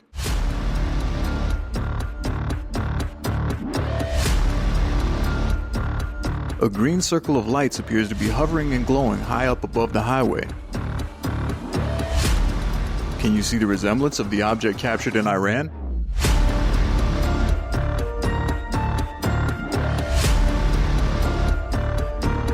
Do you believe this is the same type of aircraft? But what could it be? Looks like it. Some sort of new government drone? Or could this possibly be a visitor not of this world? I'd love to hear your theory on this one, so make sure you let me know down below. A video recently emerged online that was filmed a while back but left everyone who witnessed it confused as to what they saw. During sunset in a boat marina, a strange object comes hovering by, leaving onlookers excited and amazed. Take a look. Dude, you got it on cam? Yeah. UFO sighting. Zoom Over the in. Atlantic? Or over the... This is a UFO Pacific. over the Pacific Ocean. I like how Right his above friend those just gets in the buildings frame. One guy is watching Good it through job, buddy. binoculars, and his friend is filming the strange object on camera. It's green! It's green! It's coming right over us, That's a man. good It's gotta color. be a heli.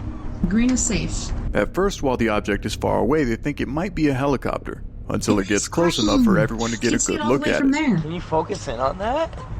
Barely. Dude, it's like green or something. Oh my god, that's not a fucking... Holy shnikes. It's not a helicopter, Davo. Dude, what the f That is is not a that? helicopter, man.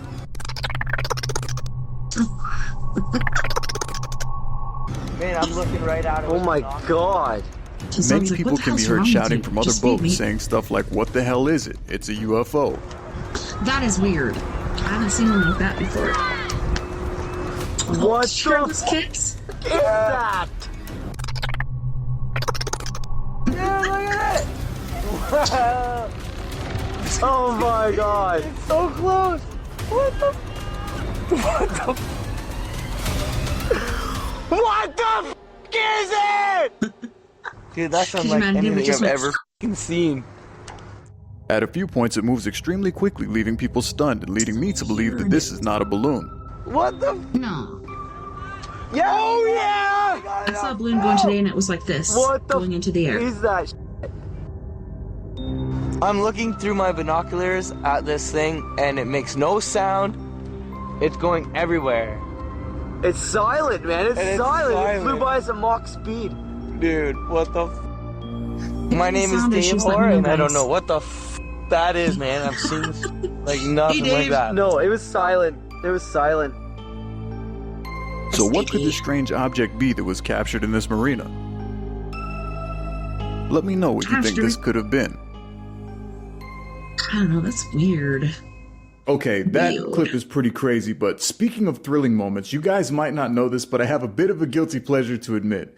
Anytime that I'm in Las Vegas, I enjoy stopping by casinos and playing a few slots. And right now, I have something fun to share with you. Slots are Today's cool. video is sponsored by Cash Rally, an exciting mobile slots game that brings the fun of the casino right to your phone. If you're anything like me and you enjoy the buzz of slot machines, you've got to check see out this? Cash Rally. This game isn't just another app, it's a thrill ride with hundreds of slots, including the brand new Samurai 888 Spin Kenji, which is now available online for the first time. And here's the kicker, this game is Ooh-wee. absolutely in free coins right now, and start your own rally in Cash Rally today. Whew. I almost got sucked into a long one there. Next. A boy was watching a thunderstorm outside of his house when suddenly something strange appeared in the sky. Take a look.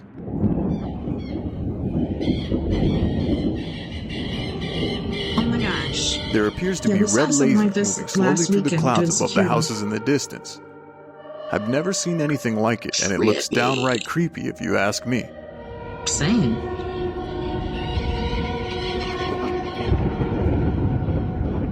Okay, wait. This is definitely Skynet. You ever see the movie Terminator? I mean, Oh, except shit. this is real. At least I think it is. But what would be the reason for this? Is this some sort of government scanning technology? And if so, what are they It's freaking scanning weird, for? dude. If you have any idea, be sure to let me know what you think is actually going on here in the comments below. I don't know, man. That's creepy. Creepy. Videos recently started emerging online within the 7 last few weeks from suns. China, where many people were 2, captivated by a 4, very strange 7. sighting. Take a That's look. a lot.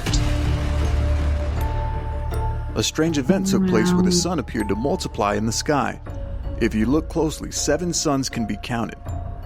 This led to many people referring to passages from the Bible regarding the end of time. And you would think, like, if this was a lens flare or something, the clouds would be repeating themselves too, but they're not. Just had to mention that as a photographer. Lens flare for sun, but not clouds, does not make sense. Times. Luke 21:25 reads, "And there shall be signs in the sun." And while it may be frightening to some, others claim the appearance of 7 suns in the sky in China was actually an optical illusion caused by light refraction through the glass of a hospital window. I just had a realization. Some comments online argue that this theory doesn't make sense. If that were the case, why wouldn't people see this all the time? Also, if it was a particular hospital window, why are there several videos from different angles of the same thing? Nonetheless, it would definitely be off-putting to say the least to look outside and see 7 suns in the sky.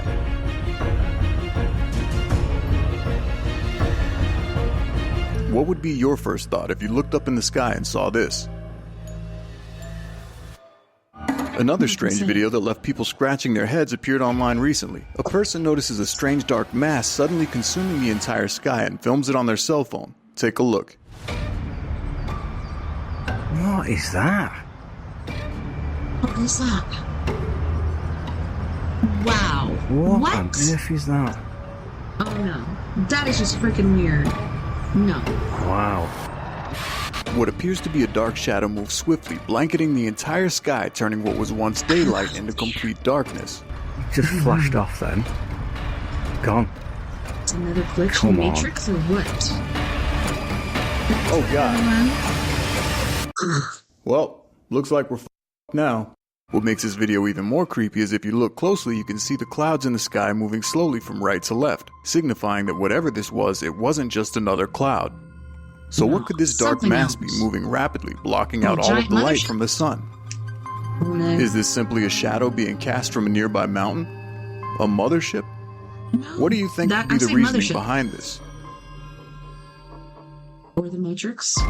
And if you think biblical prophecy sounds far-fetched, I've already covered plenty of these in past videos, but new incidences continue occurring, like this one in southern India. Take a look. Another massive swarm of locusts invades a small city. The man filming catches one out of midair to show what they are on camera. A large black cloud of these No way. insects could be seen hovering ominously over this small town of southern India. But that's not all. Many people around the world have been hearing strange sounds coming from the clouds. Some refer to these as sky trumpets, angels sounding horns of the apocalypse, Y'all ain't right with God. Y'all need to get right. and Yeah, others it's blame HARP, crazy. an alleged government weapon which can control the weather. Well, even scientists don't know what it is. Nobody knows what it is. Could be tectonic plates rubbing against each other. Could be clouds. Could be... They don't know. New videos have emerged of these creepy sounds being captured around the world. Take a look.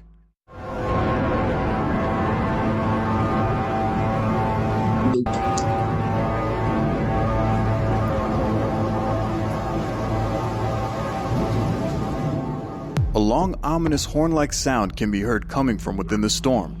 The boy filming the sound goes to the other side of his house to show the viewers that the sound is definitely coming from outside. Hey Dad, did you hear that crazy noise outside? Boy, shut up with that bullshit. I told you the game is on. Yes.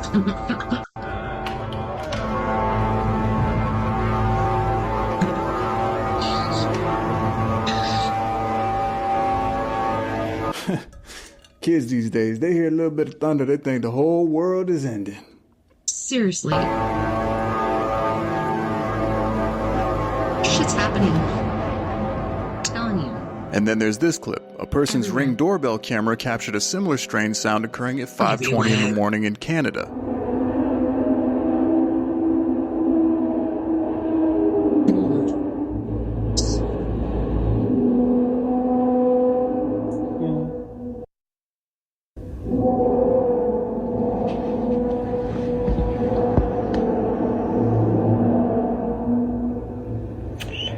What would you think, Adrian? So what do you think the source could be behind these strange sounds echoing around the world? Is this a sign of the end of days? Secret government weapons? Or something different entirely? Let me know your thoughts in the comments below. Next, a couple is sitting outside on their porch at night happening when they in so notice a many strange different set of places. lights in the sky and begin to film. They capture Hard to this. say. From here, looks like a triangle. It is a triangle with a red light in the middle. 3 bright lights in a triangular formation with And I don't know if you guys heard, but the very last day that we did a security for the Ignacio Fair, Southern Ignacio Fair, UFOs all over the sky. When you thought they were gone, there's more coming.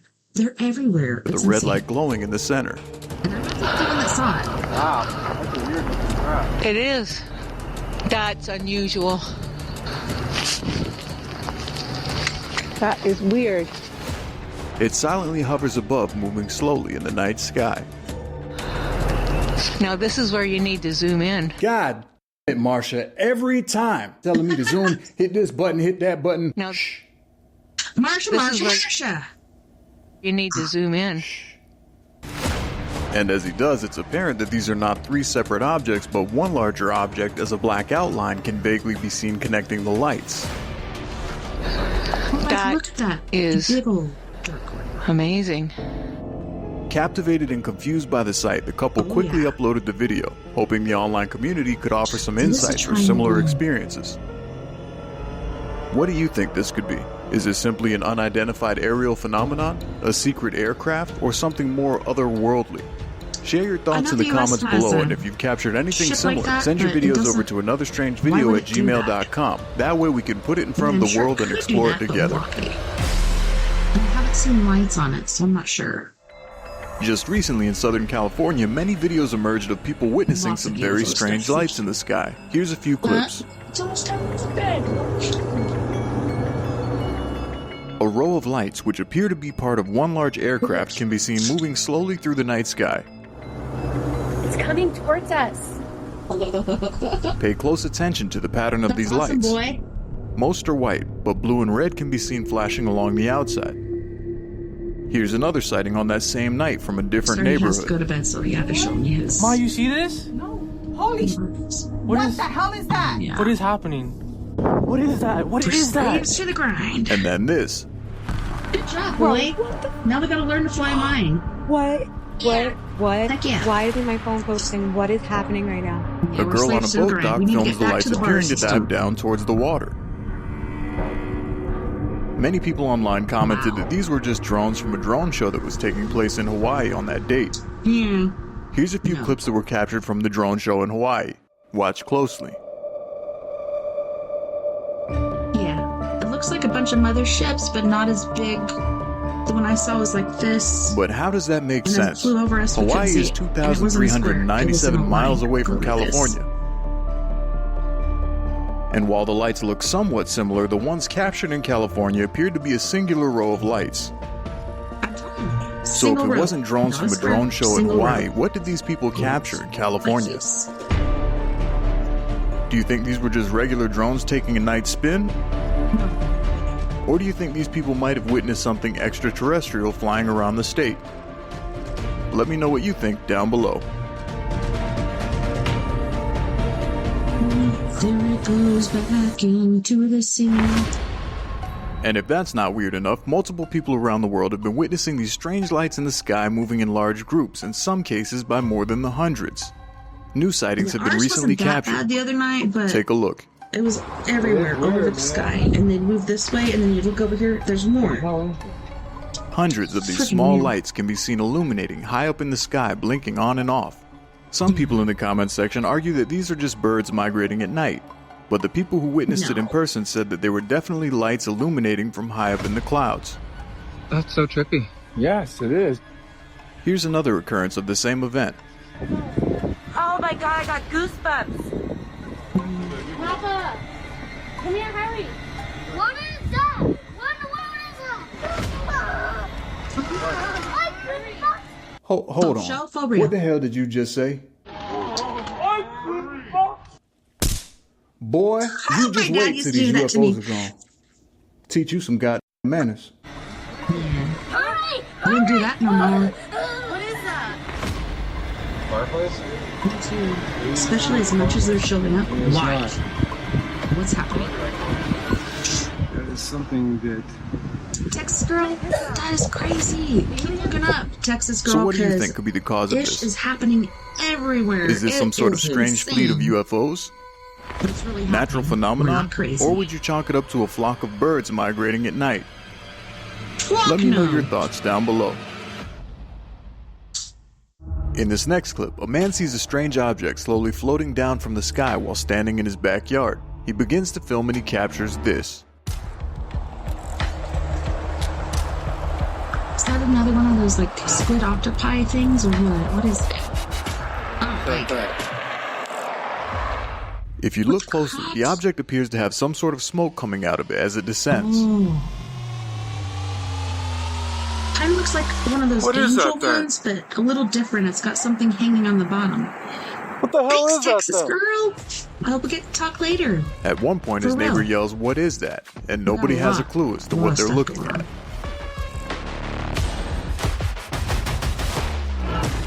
So what do you think this strange object could be? Could this be some sort of weather balloon falling from the sky? A strange shape-shifting UFO? Or something else entirely? I don't like it. Let me know I what get you an think. ominous feeling from it. I don't know what what you guys think. Another but really I get a strange bad sighting feeling has from been that going one. viral on social media as many people claim to have captured something massive hovering in the sky in different parts of the world. Take a This is the look. one. Super crazy. Almost like a mothership, but not. It's darker. It doesn't have lights. Only refraction of A light giant can you see it. pyramid-shaped object can be seen hovering among the clouds. This was filmed recently in Russia. Over Moscow.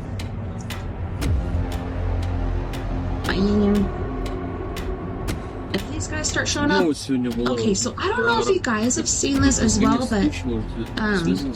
shit. It seems like when these guys show up, it's like when really, really bad things, like in the government or whatever, are happening. We had one over the Pentagon and other things like that, and other stuff happened shortly after that. Now this is over Moscow. What's about to happen? Hold on, man. It really freaks me out. Wow. There was even a news report on the alleged object hovering above the city. The Sun reported Friday a large, unidentified flying object hovering over Moscow's Kremlin. According to The Sun, witnesses said the pyramid-shaped object could be as big as a mile wide. And while Russian reports have ruled out UFO speculation, The Sun says the police have refused to comment and aerospace experts are stumped. Oddly, this was... Also, Texas Girl and everybody else watching right now, did you see the report? I don't know if it was the New York Times or who did it, but police are getting booklets on how to handle UFO and alien experiences. And it's really, really important because it's dangerous. Like now all of a sudden it's dangerous. I don't know. Wasn't the first time this type gives of me the object was chills. witnessed and captured on camera. Another event happened a few years back where people claimed to have seen a large pyramid-shaped object in the United States hovering above the Pentagon. Several different angles and videos were recorded of the object. Take a look. Oh man, what is this?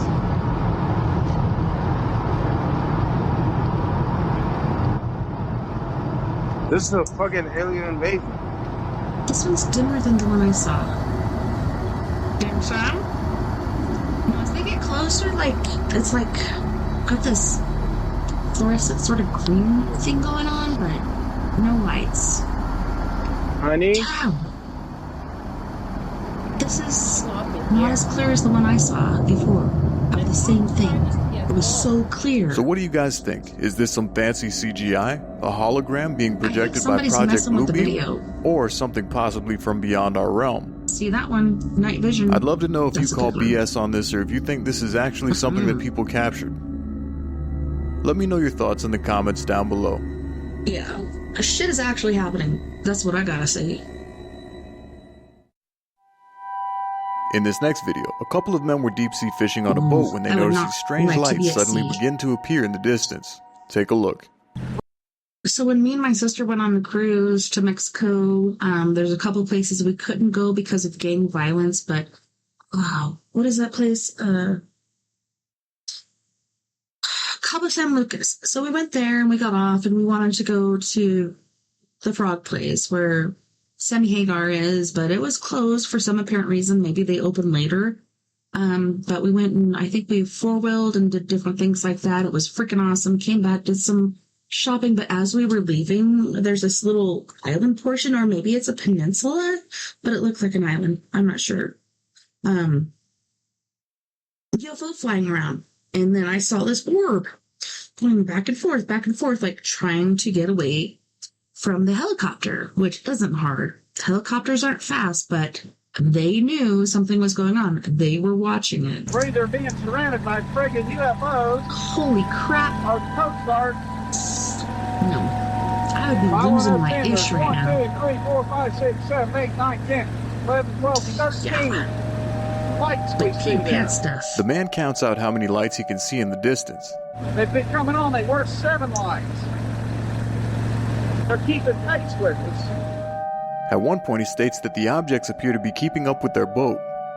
Confused as to whether these are UFOs or possible government aircrafts, the men are left bewildered.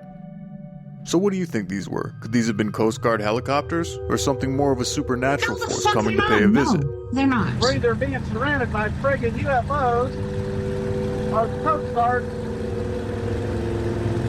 Following us in, there's 1, 2, 3, 4, 5, 6, 7, 8, 9, 10, 11, 12, 13 lights And we little see clubs there. and stuff. What the crap They've is been coming happening? on, they work 7 lights. They're keeping pace with us. Alright, so at this part of the video, I usually break down what my top 3 favorites from this episode were, but I have something a little bit different for you guys this time. I'm going to show you 3 clips that didn't actually make this episode, so this is all stuff that wasn't in this compilation video, but I feel like they're noteworthy. They're very strange. I'm going to go over them right now with you and just let you take a look, because I found these strange enough. I would like to know your guys' thoughts on these clips. So the first one we're going to look at is glowing triangle in the daylight. So this guy's recording this triangle he sees up in the sky during the daytime, and it's literally like this glowing light that's shaped like a triangle. I don't know if that's CGI or not. I mean, it looks pretty damn good if it is CGI. It's blending in with the clouds. I believe that it's actually possible. I've seen things in the sky before. I know that anything is really possible. So whatever this guy's recording, it looks really weird. And then at one point, it actually zips like really quick. If you look at the screen here, you'll see that it just like zips from one spot to another. And it's almost like rotating slowly as it flies around in the clouds. I really don't know what that could be. I know that's not a drone for sure. For those of you that are going to say, oh, it's a drone. No, that's not a drone. Drones don't look like that. So let me know what you think. Do you think this is CGI? Or do you think that this guy actually captured some weird triangular UFO light being zipping around up in the clouds? And the next one is really, really weird. Somebody uploaded this video a few years back. I found this on Reddit. They didn't know what it was. I'm gonna let you guys see it right now. It's this weird, like, object. It's this, I don't even know how to describe it. It's like a ball with limbs on it. I really can't tell if like one of these is a thruster.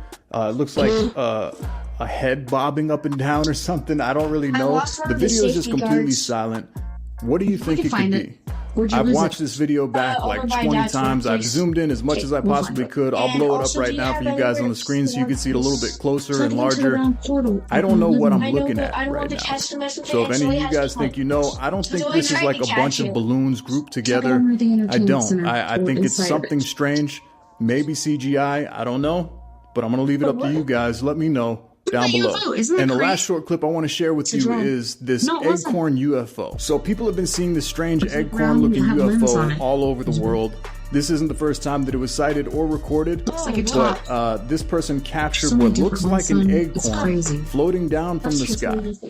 Hence the name Eggcorn UFO. But the way that it's moving, and you can see it going behind like tree leaves and branches and individual leaves, it's hard for me to believe that that's CGI because this was filmed years ago. This is from a while back. This is just stuff that I researched and I found it interesting enough to share with you guys. I didn't put it in the compilation because it wasn't really new, so I didn't feel like it was as relevant. But what do you guys take of this? I mean, it looks pretty authentic to me. So true. Do you think that there is a type of UFO out there that's the Eggcorn UFO? Is this a reoccurring visitor? Or is this possibly just another weird drone that the government's working on that we don't know about? I don't know. Let me know what you think. So thanks for tuning in, and if you love a good thrill, keep those reels spinning. Check out Cash Rally, snag your free coins, and maybe I'll catch you. Catch you later. All right, this next one. 10 scary videos, or are you a big baby? So this one's gonna be awesome. This is by Nuke's Top 5, I believe. Yes, Nuke's Top 5, but it's the 10 scariest videos. I love Nuke. I know he's got some family issues going on, so he doesn't get to post as much as he can, but we can't hold that shit against him. So I'm super excited to share this and super excited to watch it. I want to see what the crack is going on with this. 10 scary videos, or are you a big baby? Yeah, no, not me, coach. Ain't gonna overthrow or enslave me. Want to be free, or you're gonna kill me? That's how it goes. Oh. This next creep. Okay, just making sure I was on there. But oh no. Footage was captured live on national TV in Argentina. So in Argentina, there's a program called Phenomenos, which is broadcast live and covers notable weather events in Argentina and around the world. The show's co-host, Matthias Bertolotti, is doing a normal weather forecast for the upcoming weekend when this happens. Por eso es el día quizás de estos próximos días, porque se viene la humedad y ahora sí, la esperada lluvia en la zona central, que están esperándola muchísimo, asociado con las perturbaciones de mal tiempo, va a realzar todo esto. The program switches to a live security camera overlooking the boardwalk of the city of Corrientes. But something pale and translucent can be seen walking across the field and out of frame. The strange figure looks almost like the torso of a person, with arms moving quickly, almost as if whoever or whatever this is running. A shocked viewer is watching the show and shares the footage to his Instagram. It quickly gets a massive amount of attention. By the end of the program, Matthias looks at the footage live on air and says that both he and the TV crew have no idea what this is. But they do note that whatever it is, it doesn't seem to have any legs. ¿Qué es esto? ¿Qué es eso que pasa cuando estábamos en vivo? Esto sucedió en vivo. A ver, esto no es... O sea, no estamos jodiendo, se los digo en serio, ¿eh? No estamos jodiendo, esto pasó en vivo cuando estábamos hablando del tiempo y la cámara es de paso de la patria. A ver, ahí viene corriendo. Ay, ¿qué es eso? ¿No tiene patas? The Continental Inn. Jenna Snow works at the Continental Inn in Edmonton, Alberta, Canada, a hotel which sits right across the road from a cemetery that is the final resting place of nearly 19,000 bodies. With a location like that, it's no wonder that the hotel has built up quite a bit of a reputation for being haunted. Now Jenna is working the front desk at 5 in the morning when she and one of her co-workers, Tim, spot something very odd on the lobby security camera. They said it's not the hotel that's haunted, it's the graveyard. Oh. So this service road here where Danny and I used to park, that's the old Stony Plain Road. Do you really think what is that? When they dug up all the bodies here, what are you doing? Moved them over to the graveyard? They dug up the bodies and what? Yeah. Hey, Noel. What's up? Oh, yeah, I see. I don't know if you guys know or not, but in Ignacio, which is like 10 miles, aka 10 minutes away from me, I go to work there 3 days a week. Sometimes 4, depends on how many hours I get, but they built a brand new school up on top of the mesa there and had hauntings. Didn't understand why, except for the fact that they dug up tons of different bodies. It's like, if you start to dig up different bodies, maybe you should let that go. But no, we need to build a school there. Do it again. What the fuck is wrong with people? Sometimes they'll stay there for a minute. He is. How do you know this? Well, because Danny and I caught him earlier when Danny was in the games room locking up. I freaked the out because I saw it. And then I tried to do a video review to record it, and it wouldn't let me. A faint, pale figure can be seen moving around the hotel lobby and sitting down in one of the chairs, before just disappearing completely. Jenna's co-worker Tim claims that he's seen the bizarre figure many times before, and he believes that it has wandered over from the cemetery across the road. But, lost spirit or not, I leave that up to you to decide. Like, we have a haunting here because there was battles between the Melina natives and the Zunder is celebrating Mother's Day in her home in Nova Trento, Brazil. She records herself as she enjoys a Brazilian dessert treat and shows the thoughtful present that she received from her son.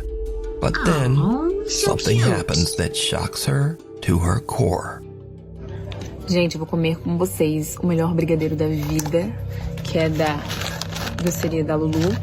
E olha que bonitinho que eu ganhei no Dia das Mães atrasado, mas ela me deu. É espelhinho de bolo, deixa eu abrir e mostrar. Olha, que lindo. Deixa eu abrir. Ai, meu Deus. Amei. E agora vamos provar. Eu sou, tipo assim, viciada nesse brigadeiro dela. É simplesmente o melhor brigadeiro que eu já comi na minha vida. Did you see it? In the reflection in the mirror, a pale face can be seen looking right at Melina, almost as if someone was standing right in front of her. After reviewing her video 2 days later, Melina is shocked. She posts the video to her TikTok in search of answers. The video goes viral, quickly gaining over 3 million views. Many stunned viewers wonder whether there's anything in front of her that could have been reflected in the mirror, Yes, like they a are TV. everywhere. But Melina shows that in front of where she was sitting at the time, there's actually a backyard, not even a wall. The last night She also says on the that her husband fairgrounds, and son were shadows inside all at the over time. place. So just I was who tripping. or what is Only this? were there UFOs? There And were did that shadows. mirror come with an uninvited guest we were about attached? to leave and do the Crossing powwows every over. day in the powwow TikTok user competition. It just woke shit Mutalu4256 up. is driving down a quiet road somewhere in Thailand at around 8 o'clock in the evening. Suddenly, well, just watch. I'm scared.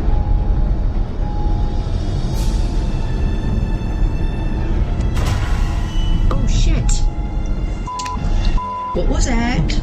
A woman wearing a white dress appears out of nowhere, forcing the panicked driver to swerve around her. When brightening and slowing down the footage, things get even weirder.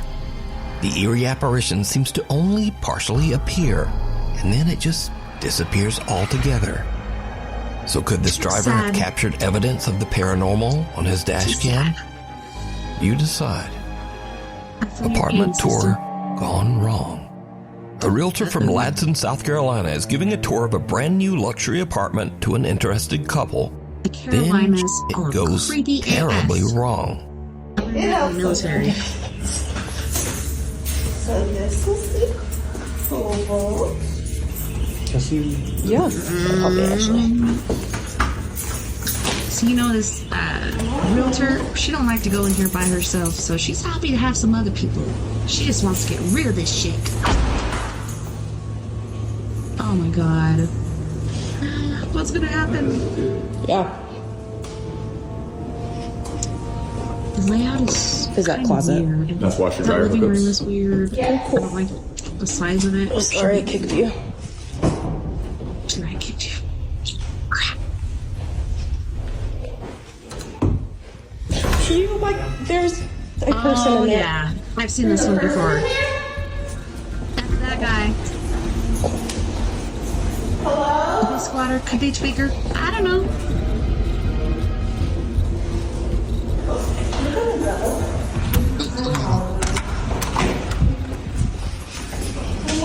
It's okay. The woman touring the apartment heads alone into the back bedroom and checks out the closet. But surprise, because there's just some weird dude hiding in there. Wearing his Understandably, Under she Armour. kind of What are you doing in freaks there? out and runs Come out out of of the the room and closet. warns the others. Supposed to love you, The please. realtor is shocked, and after checking out the bedroom herself, she just says, okay, we're gonna go.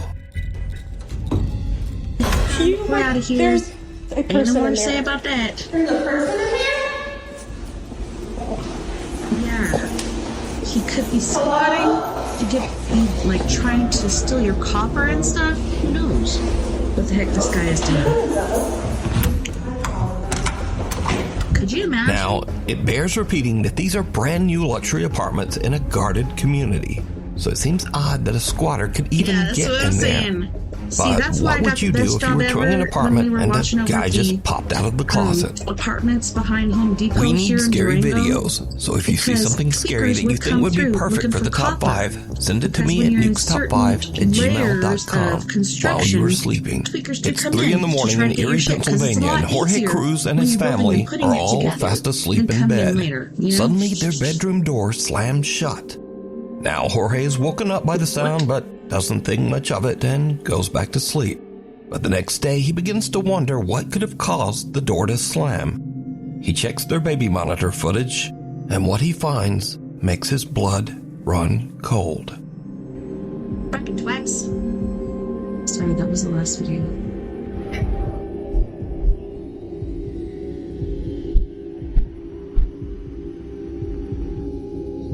My eyes are going back and forth. Oh, it's getting closer. Oh, did you see that?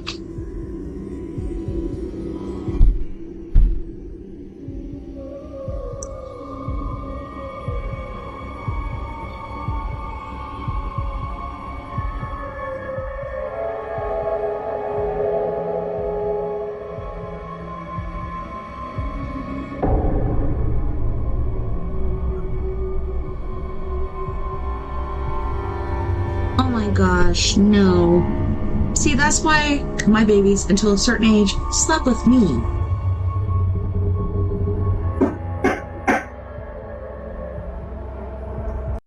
So SARS and different things that happen, like where the baby stops breathing, etc., etc., getting up in the middle of the night to feed them, getting up to change their diaper, just keep the baby next to you. If they stop breathing, they'll feel you breathing, and they'll start breathing again. If they shit themselves or piss themselves, you can change them quickly. If they need to eat, just stick a tip in their mouth. No, I've never had a crib for my kids.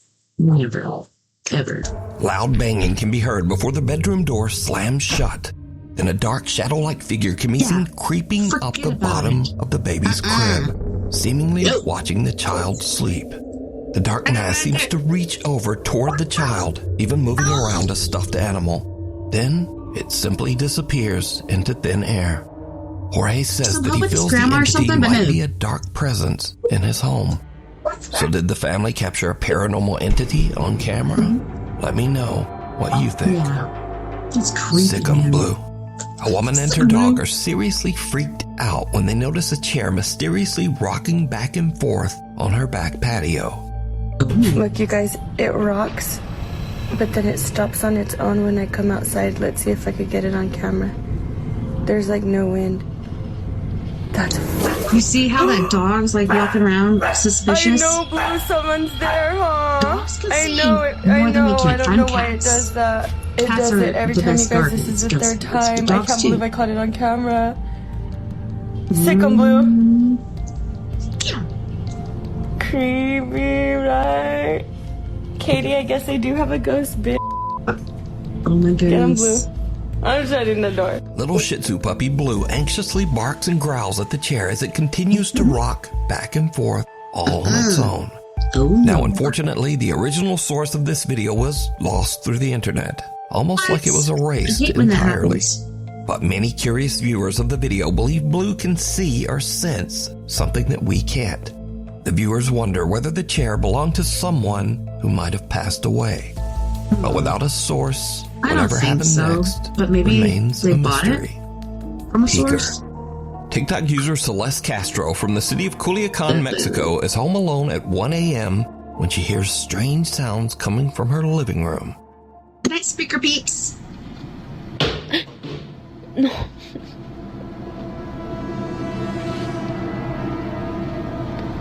No mames, no sé qué hacer ya, no sé qué hacer. No, seriously, Adrian. It's true.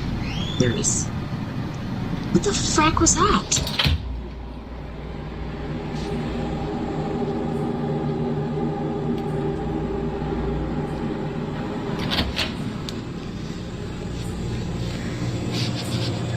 Oh my gosh. No mames, güey, no mames.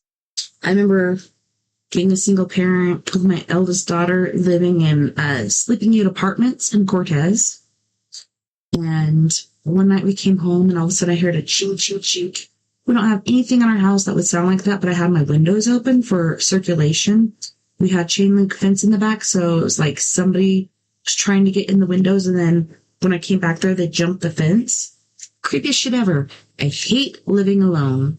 But yeah, that was creepy. Mames, está abierta la puta puerta. Cops came and everything. And I never called the cops, but I was scared shitless.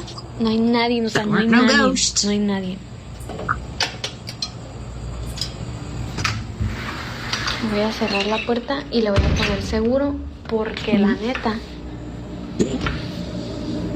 se supone, no hay nadie, literal, no hay nadie en plebes.